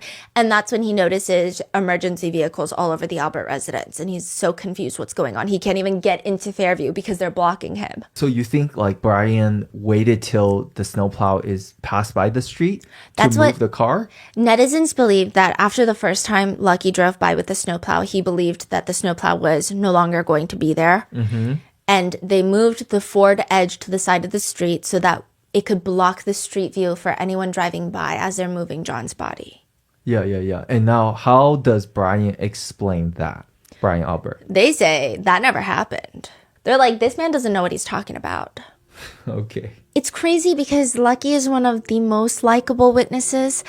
Karen actually cries when Lucky's on the stand. Really? Why? Well, he's like her lucky witness. And on top of that, he's just a very likable guy. He's worked a lot of jobs. To give you an idea, I don't know how to tell you someone's nice without giving you an example. Otherwise, it's just like, he's nice.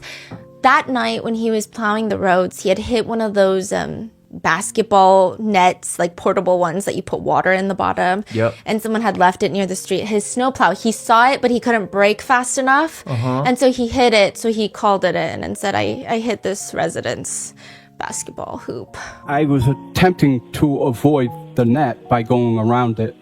And the machine had a different size body than what it originally had. And I underestimated when I was going around that I need to be wider. And now, when you're plowing, where is your attention focused, sir? My attention's focused in front of me and then to the sides. Why would your attention be focused to the sides? I am trying to be aware of any side traffic, any pedestrians, and, God forbid, any animals. He just seems like a really nice guy. And so he's being questioned by Hank Brennan, Spanky, on the second trial. And Spanky's just aggressive for no reason. He's saying, isn't it true that you've had pressure from social media to testify a certain way? And Lucky firmly rejects all insinuations of that over and over again until he finally says, I did not know I was being required to testify a certain way. I was also at the time dealing with the loss of my wife. I was not paying any attention to any social media. Sorry for your loss, but you are aware during the penalty's case that there has been pressure on you to testify in a certain way. Isn't that fair to say? No. and everyone's like, sorry for your loss, but? Question mark? It just felt really cruel. So he's called lucky because his statement is kind of like a very important saving. I think that's his original nickname. Oh, really? Yeah, but it's fitting. And he just seems very credible, reliable. And there's no reason for him to lie. But what is weird, another layer of frustration in this case, because the prosecutors keep trying to question Lucky's timing of things. They're like, we don't know for sure that you drove down that street at that time. Are you sure it was this time? Because last time you said maybe it was this time. How is your memory not correct? They're being really annoying about it. Mm-hmm. DPW trucks, the snowplows, they have GPS systems. Mm-hmm. And so the defense and everyone is like, okay, just pull it up then, because everyone trusts Lucky. Lucky has no reason to lie. Coincidentally, that's not also working. gone? Yeah, they said it's not working that night of the blizzard. Happens sometimes, they say.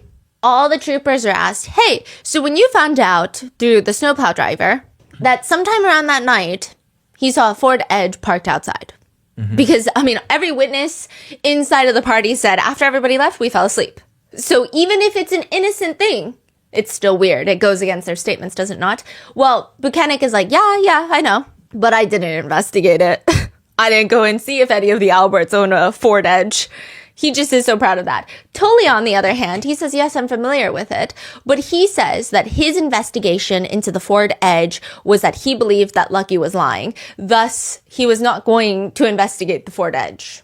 His investigation consists of, I investigated it by thinking about how I felt about it, and I felt like I didn't like it, so I no longer investigated it.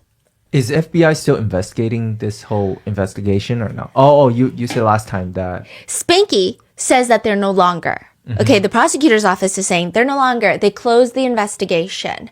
Karen is saying, hey, a month before they came out and said that the FBI is no longer investigating, mm-hmm. I received certain documents that insinuated that it was an open investigation. And she's saying, listen, I haven't heard from the FBI. I haven't been alerted. Neither have our attorneys. Mm-hmm. But I just wouldn't trust the prosecutors. So prosecutor has incentive to say that FBI found nothing wrong with Mm-hmm. our investigation. Yes. Versus Karen was saying like, well, from my insight, they are. Yeah. And none of us know. It's like hush hush. Because the feds are usually pretty quiet about what they're doing until they're not quiet about what they're doing. When they release that. Yeah. If there That would be. If there is a conspiracy to the level at which a lot of netizens believe there is, that would be one hell of an FBI investigation. Making this whole Ford Edge situation even stranger is that when Nicole Albert is testifying, she's asked about the cars parked in the driveway at the Albert residence. And she says, I had my car, which was a Cadillac SUV. My husband had his work car. We had, I think, a Ford Explorer. The kids were driving a Ford Escape, maybe? Interestingly enough, she lists the make and model of every single car except her husband's work car, which happens to be a Ford Edge. Oh, she say work car, not Ford Edge. No. But you also said there's a fourth car. That's your husband's work vehicle. Yes, yeah. What type of car is that? That's a Ford Edge. A black Ford Edge. Yes, yep. Is there a reason that you didn't want to state or commit to that in front of this jury when you originally testified? No, there's no reason. I was just trying to think of all the different cars. We have 5 kids. We've had a lot of different vehicles. I was just saying it as I remembered it. Now, Chris Albert takes the stand, and he's asked what he does for work, and he says, I'm self-employed. I own a small pizza shop.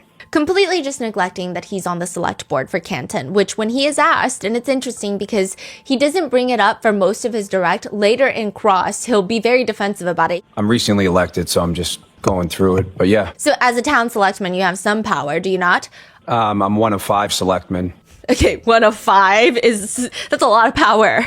Chris says that he knows John O'Keefe for a while now. Quote, so he became my neighbor, and I guess just from me driving by his house and coming home, I saw him, would wave to him and stuff, and that's how I initially became to know who John was. So over the years, like, he was friendly with some other folks that I was friends with, so we maybe be out occasionally and bump into him, but he would also come to my pizza shop a lot.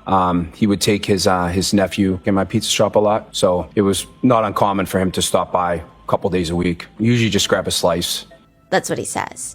Karen says that the only person that ever made John O'Keefe very, very angry, however, was this guy, Colin Albert. He would always intentionally leave beer bottles and beer cans on John's lawn. He's not even old enough to drink, by the way. She remembers an incident in spring of 2020 where the home security system went off at John's house. She's staying the night over. She remembers John bolting out of bed. She's running down the stairs after him, and she looks out the window.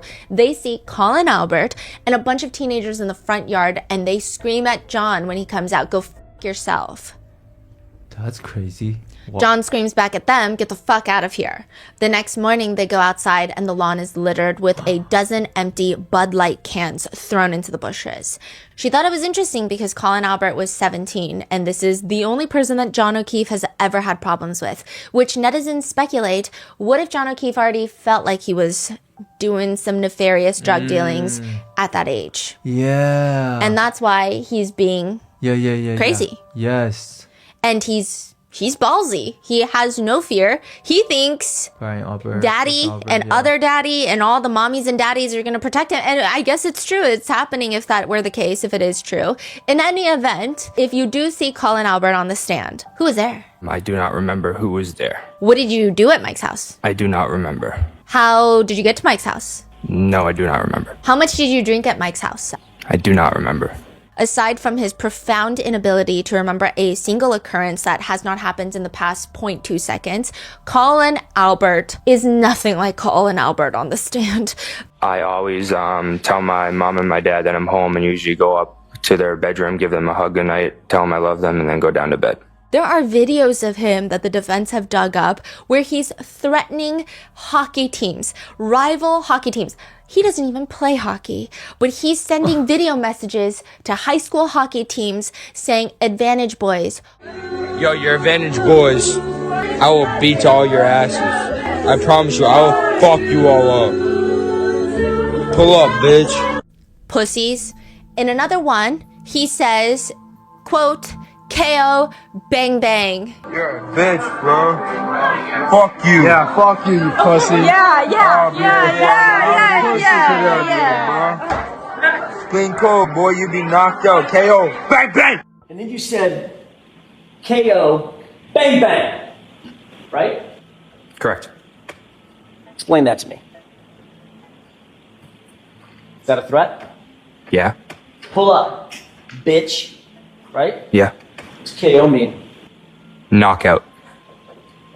And what does bang bang mean? I'm not sure, honestly. You were just talking about knocking somebody out. Correct. And the bang bang just sort of flowed. Exactly. Was that a threat? Yes. So you're threatening him yet again a second time. Yeah. What does pull up mean? Like, come by? Yeah, meaning get over here. Right? Yep. Because when you do, I'm gonna fuck you up, right? Yeah. Meaning I'm gonna fight you and I'm gonna put you down. Correct? Correct. For Halloween, you see a picture of him in a prisoner's uniform with a teardrop tattoo. He's a murderer for Halloween.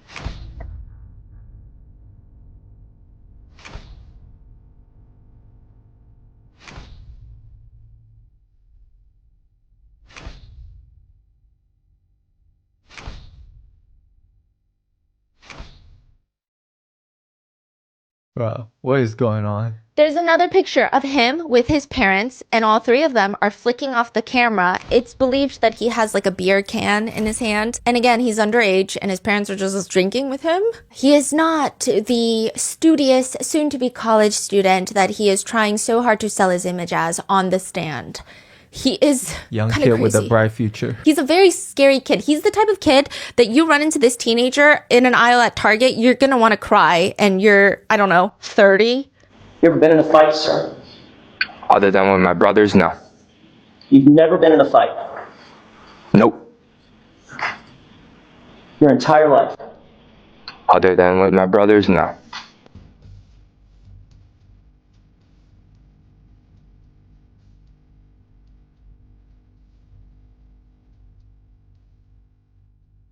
And what's even weirder is with this connection, remember how I said Chris Albert is the one that invited John O'Keefe to the waterfall bar that night?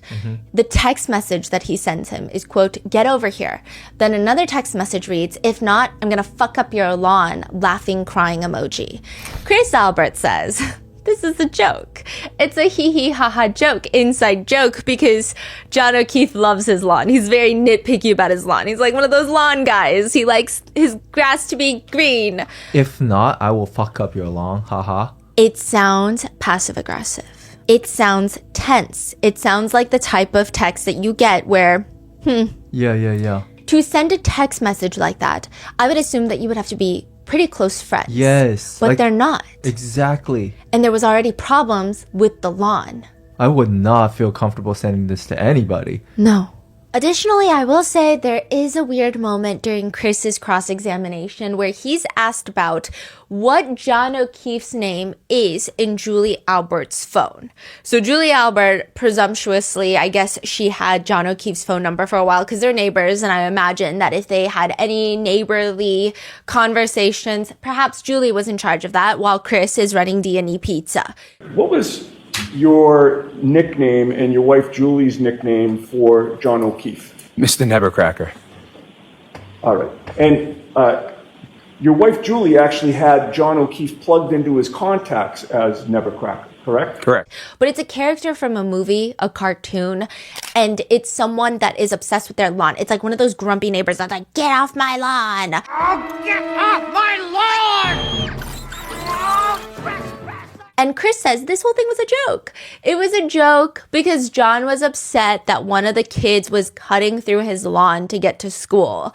And he's like, and it wasn't even Colin, it was my other son. Do we believe him? Probably not. Do we believe that's the reason that John was upset? Probably not. But that is the reasoning that Chris Albert gives. And he's like, I don't know what you guys are talking about. We were all friendly with each other. But the fact that Colin Albert is allegedly leaving beer cans on John O'Keefe's lawn. John O'Keefe has real problems with Colin Albert. Julie Albert has him saved as a very mean character on her phone having to do with his lawn.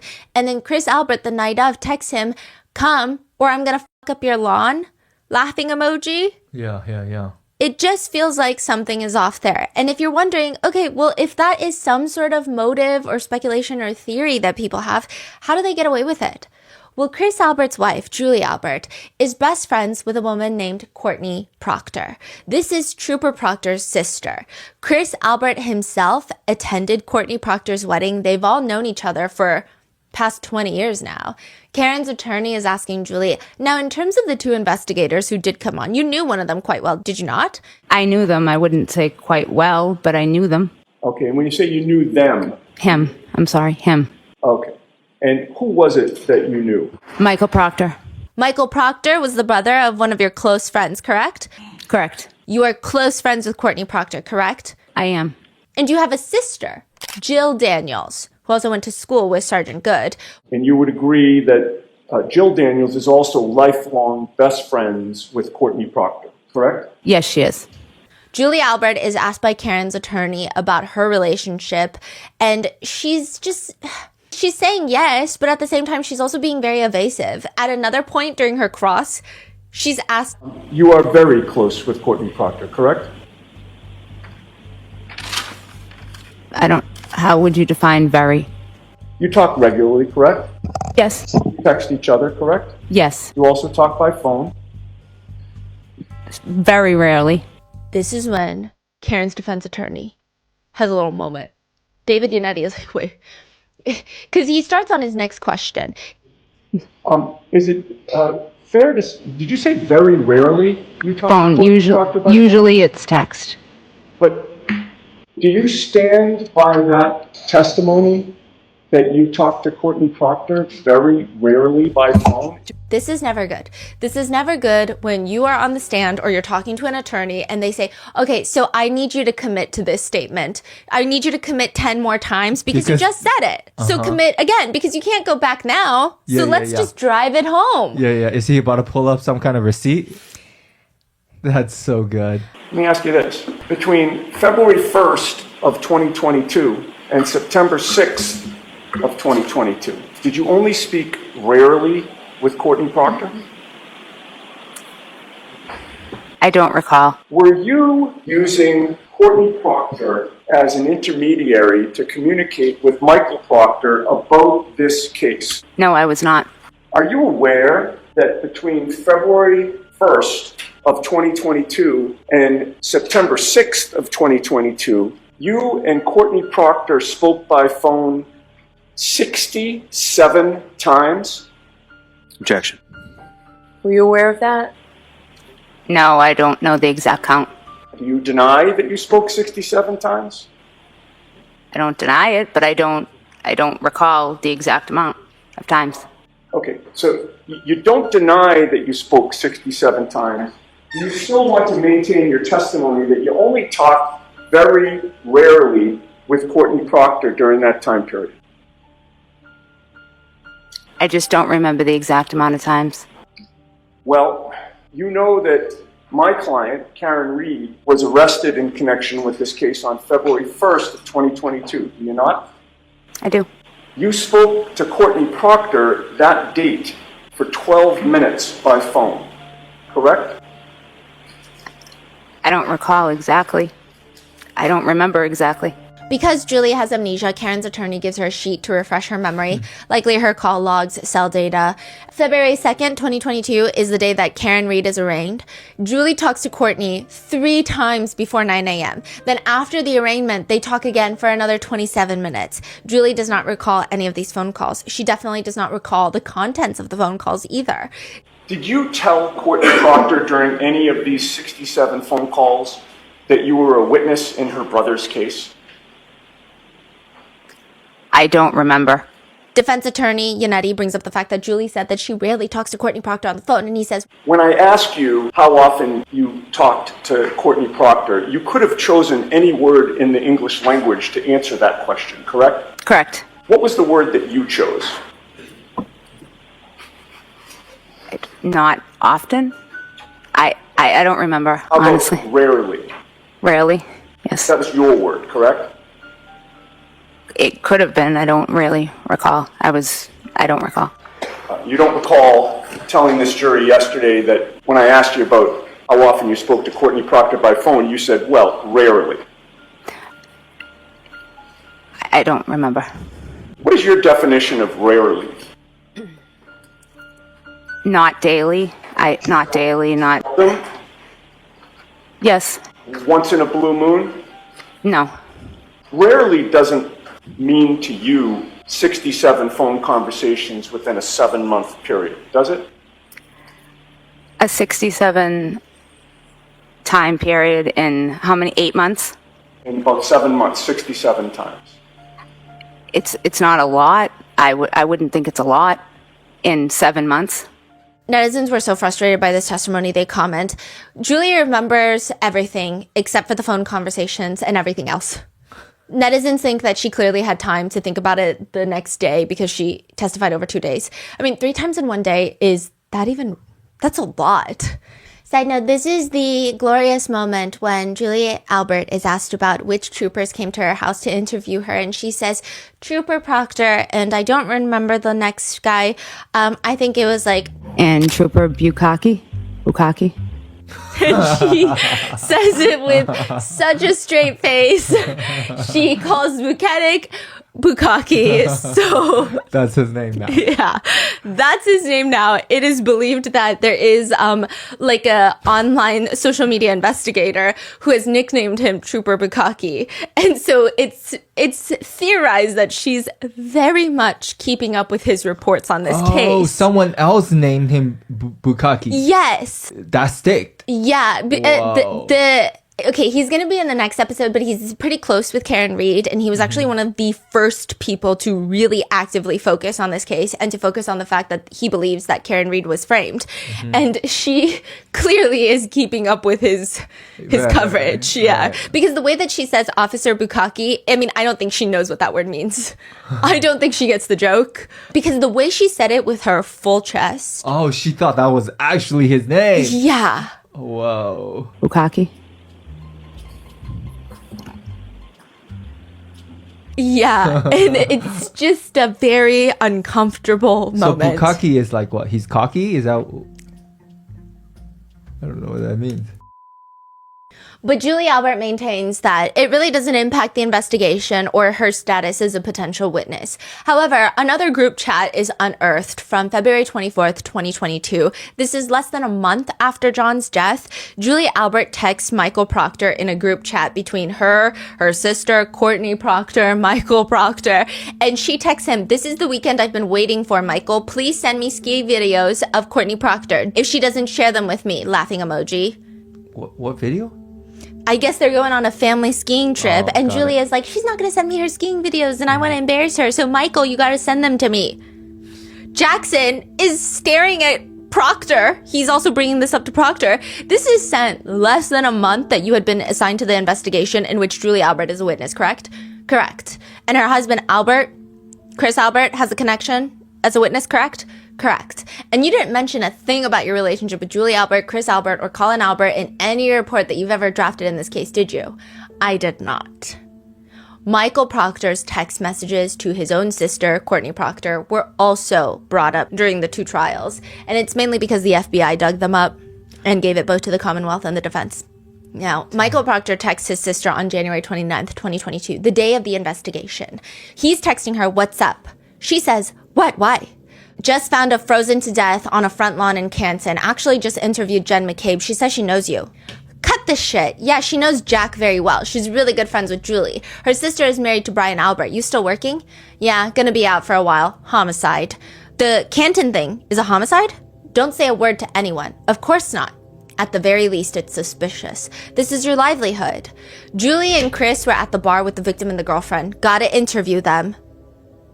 So he's already telling his sister, "I'm going to interview your best friend soon." But he doesn't for a really long time. Now, February 10th, 2022, Courtney texts Michael again. "How did it go at Julie's? She was so nervous." So this is what, 11 days after? She was so nervous? Mm-hmm. Ha ha ha ha. What is this? A job interview? Recommendation from your bestie? And why would she be nervous? She's not even at the house. Exactly. Why are you nervous, Julie? Exactly. Why are you nervous, Julie? It has nothing to do with you. Nothing to do with you, nothing to do with your husband, nothing to do with your son, right? Right. Right. And nervous is a very specific word. I think talking to any investigator would make me feel uncomfortable. But I think when there is a death, I don't know if nervous would be the word that I would use if you are innocent and in Julie's position. He says, ha ha ha ha, it was fine, just a quick convo. Jackson asks Proctor in the cross, were you reporting the progress of your investigation back to your sister, Courtney Proctor? No, absolutely not. But you did say that the conversation, the formal interview went fine, it was just a quick convo, correct? Proctor tries to explain away these messages, saying, I was just kind of letting her know I was working. I mean, obviously I didn't share anything specific. I wouldn't share anything specific on cases with my family or anyone. It was just kind of an overall innocent conversation. But you did, Proctor. You have shared too much information. You have shared things that are so insane that I don't even want to know the things that you haven't shared. Jackson asks him. Trooper Proctor, Julie and Chris Albert were not actually treated like witnesses in a murder investigation. They were treated more like friends, wouldn't you agree? Objection. Is that true? Absolutely not. You provided your sister with updates on important advancements during the course of your investigation into this case. Did you not periodically? I made her aware of newsworthy stuff. There's also a random text message that's thrown in there. I don't know why these were chosen, but one text is from Proctor telling his sister about how he's starving and just wants to go home. And his sister responds, yeah, but is dinner gonna be waiting? Ha ha ha ha. I don't know if she's taking jabs at Elizabeth Proctor, Trooper Proctor's wife. I don't know. Yeah, what is that? Yeah. It's a weird comment. Later, Courtney texts Michael Proctor, I just saw Julie, and she said when this is all over, she wants to get you a thank you gift. I guess her and Chris were friends with John, and she's so proud of you for leading this. Oh, shit. He responds, get Elizabeth one. Elizabeth is Trooper Proctor's wife. Courtney Proctor says, Elizabeth? Like, why would she get a gift for your wife? Michael Proctor says she's been stuck with the kids for the last 10 nights. Yeah, but she knew what life was married to a cop. Oh, she doesn't like Elizabeth. I don't think so. Courtney doesn't like Elizabeth. No. Eventually, another text message is unearthed where Proctor texts his sister that he hopes Karen Reed self-exits. And he's asked about this on an ABC interview, and he says that that comment was made in jest. It's a figure of speech. He's like, hopefully she kills herself. That's a figure of speech. The ABC interviewer is like, that's a figure of speech? Do you use that commonly? I mean, yes, but not commonly, but it's just a figure of speech I made in jest. It wasn't literally like, I hope she self-exits. In the cross-examination, Jackson, rightfully furious, asks Proctor, you believed, Trooper Proctor, that your life would be much easier if Karen Reed was just dead, didn't you? No. Like I had said, it was a figure of speech. My emotions got the best of me based on, the fact that Miss Reed hit Mr. O'Keefe with her vehicle and left him to die on the side of the road. So my emotions got the best of me with that figure of speech. But netizens are not convinced. And if you feel bad at all for his wife, Elizabeth Proctor, don't. June 9th, 2022, Michael Proctor texts his wife, Elizabeth, waiting to lock this whack job up. This is after the grand jury indictment, and he's asked by the prosecution. And again, as far as the terminology that you used in the text message to your wife, why is that? Again, unprofessional message should not have been sent. And he's just saying it's regrettable. But the effect is not lost on the jurors. I mean, the lead investigator has had it out for Karen Reed since the moment that this has all started. And Trooper Proctor, it would be far easier for you to pin it on the girl who's just a whack job cunt, in your words, who you hope just kills herself. Right? Objection. Sustained. Shame on you, sir. On top of that, Jen McCabe, during all of this, her car was spotted outside of Trooper Proctor's house. Why is she at Trooper Proctor's house? She's talking to Trooper Proctor's wife, Elizabeth. And why is she talking to Elizabeth Proctor? Well, I guess, first of all, they're friends. And Buchanan tries to answer this question. During his cross-examination, he says, Elizabeth Proctor communicated with those individuals due to the harassment that they've sustained. Okay. So with the crazy behavior that's been imposed on them and the torturous harassment that they've endured, the traumatic experiences they've had to live through, they've communicated. So I've learned about that, yes. I mean, this whole thing... Wait, what is he saying exactly? He's saying that Jen McCabe went over to Trooper Proctor's house to talk to Elizabeth Proctor, his wife, because both of them are facing harassment. Jen McCabe is getting harassed. Elizabeth Proctor is getting harassed because her husband is absolutely crazy. Elizabeth Proctor is not someone that a lot of people feel sympathy for. She does an NBC interview where she states that her husband is being portrayed as some sort of villain in this case, and it's unfair. She says, he is my best friend. He's an incredible father. He's loyal. He's a hard worker. And it's so frustrating as his wife to see that he's painted one way, and who I know him as and his family and friends know him is the complete opposite. The no nudes Proctor we're talking about here? Yeah, and I'm just like, I don't think you know this man, because that's not, I don't think we have it wrong. Elizabeth says, since these text messages have gone public, their family has been on the receiving end of death threats and weird voicemails about people wanting to kidnap their children and send them to CPS to live with appropriate parents and to kidnap their dogs. Which, do I think that those are appropriate? No. But she's continuing to enable him. She says, these last 2.5 years have been a nightmare for our family. Was there a moment, she's being asked by the journalist, was there a moment where you had to say to him, is there something to this? Is there something you need to tell me? No, never. It never would have crossed my mind that he would do anything unethical with his job. No news so far. Because I know how much he does the right thing and how much he cared about his job and cared about getting justice for Officer John O'Keefe. Do they even talk about John O'Keefe in their investigation? Barely ever. Right? Like, I feel like none of them... And that's why Karen Reed said something that pissed off a lot of people, including John O'Keefe's family. Mm-hmm. But outside the courthouse one day, she says, nobody has been fighting harder for justice for John O'Keefe than I have. Because if she's acquitted, perhaps they will look for who did actually kill him. Is no one has fought harder for justice for John O'Keefe than I have. And my team. Thank you. Naturally, it was very divisive. Elizabeth says that she knew about the nature of the text messages before the trial, but she didn't know to the extent. She said that when her husband was testifying, she told him, you got to just own it. And while he was reading those text messages in the courtroom, she felt, quote, very uncomfortable. You're his wife. Like, how did that feel for you? We've had so many conversations since then, and it's like, he's incredibly remorseful, but I'm not making any excuses for his behavior because it's inexcusable. The language that was used, it was bad. But at the end of the day, it was the evidence pointed to her, not his bias. Your figures of speech include the following. She's a bitch. Yes. A whack job. Yes. A retard. Yes. Her balloon knot leaks. Yes. No ass. Yes. She's fucked, according to you, right? Yes. Ass leaker. Correct. A girl who shit herself. Correct. And then fuck her, correct? Correct. And you admitted, in your own words, that the cop homeowner wasn't going to, quote, catch any shit, right? Correct. The homeowner wasn't going to catch any shit because Mr. Elba had nothing to do with Mr. O'Keefe's death. Because you were going to make sure that the case was cut and dry. Those were your words, right? Objection. Sustained. Another time, she just fully states, I fully support my husband. Karen Reed is a murderer. Even Proctor's sister stands by him. She released a statement that says, egregiously false statements from Karen Reed and her defense team. He has been defamed, maligned, and falsely labeled corrupt by the alleged murderer, her family, her defense team, and a mob of her followers. How would you feel if the contents of your personal phone were questionably released to the public without full context? I don't think we need full context. And also, he tried to give us the context. It made it worse. When talking to Dateline, Michael Proctor's out here doing interviews on his green grass lawn for Dateline. He says, people love a conspiracy. What do you want to say to anyone who believes that you framed Karen Reed? Because it did not happen. I would never do something like that.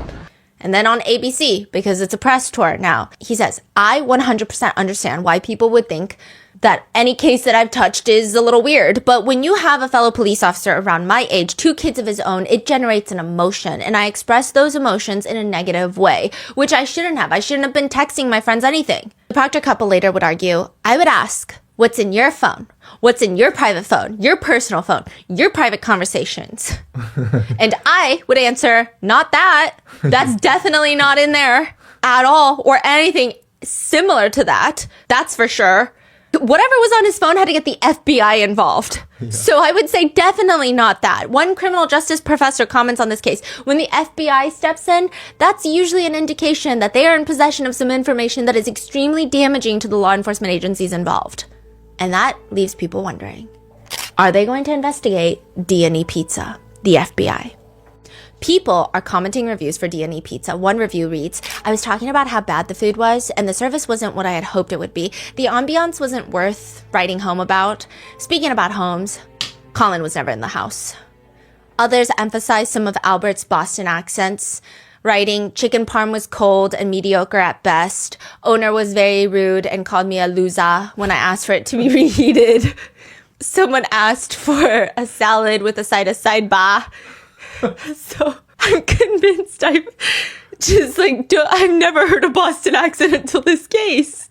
And you heard like hundreds of hours of Boston accent. Yes, and what's driving me crazy is I was talking to the RM team. I kept saying cop, and they're like, you, and I keep like extending cop. Side note, it appears that they're also either using AI to respond to their reviews, or they're also playing into all of this, because one review reads, I found pieces of what appeared to be a cracked plastic taillight in my pizza, probably fell out of the owner's pocket. The pepperoni and sausage had the taste and smell of a German shepherd that had been dead for a few years. 1 star.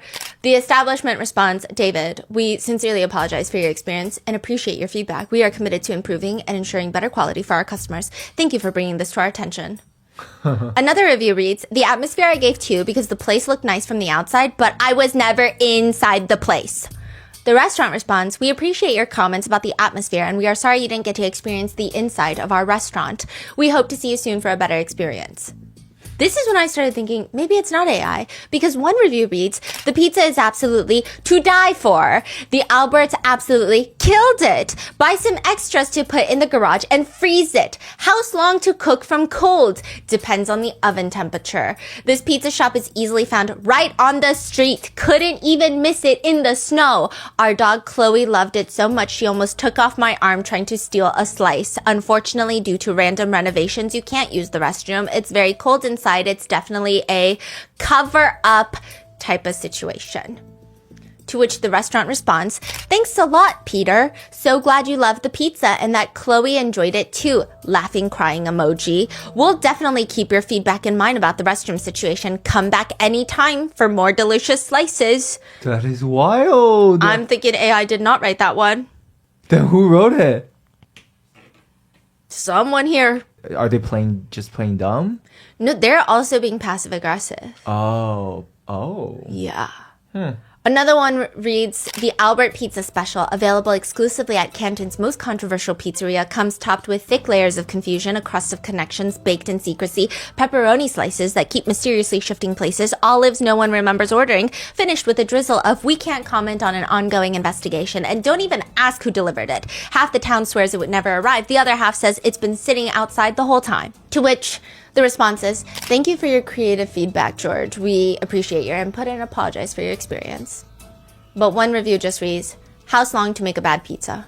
And that is where I leave you with the very lengthy part 3. And the next episode is going to be the final episode. That is the chicken parm pizza shop D&E theory that has been kind of running amok on social media recently, but Chris Albert is one to keep an eye out for. He will be in the next episode as well. And Chloe, we're going to get to Chloe in the next episode, some of the accident reconstructionists, but Chris is an interesting man because there is a very strong connection. He's not just friends with Officer Link. They had an incident where they got into a very intense fight with some people outside of a bar many years ago. But even before then, Chris is just the man with all the connections. If you thought Brian Albert was connected, this one is connected. He's connected to Chief Kenneth Berkowitz, who recommended him to be one of the 5 selectmen. He's friends with all these people. Michael Lank was willing to get into a bar fight for Chris Albert, but he's also connected to none other than Auntie Bev, the judge presiding over Karen Reed's case. Why? Well, it all starts when Chris Albert allegedly murdered a man. And that will be in part 4. Stay tuned, stay safe, and I will see you in the next one.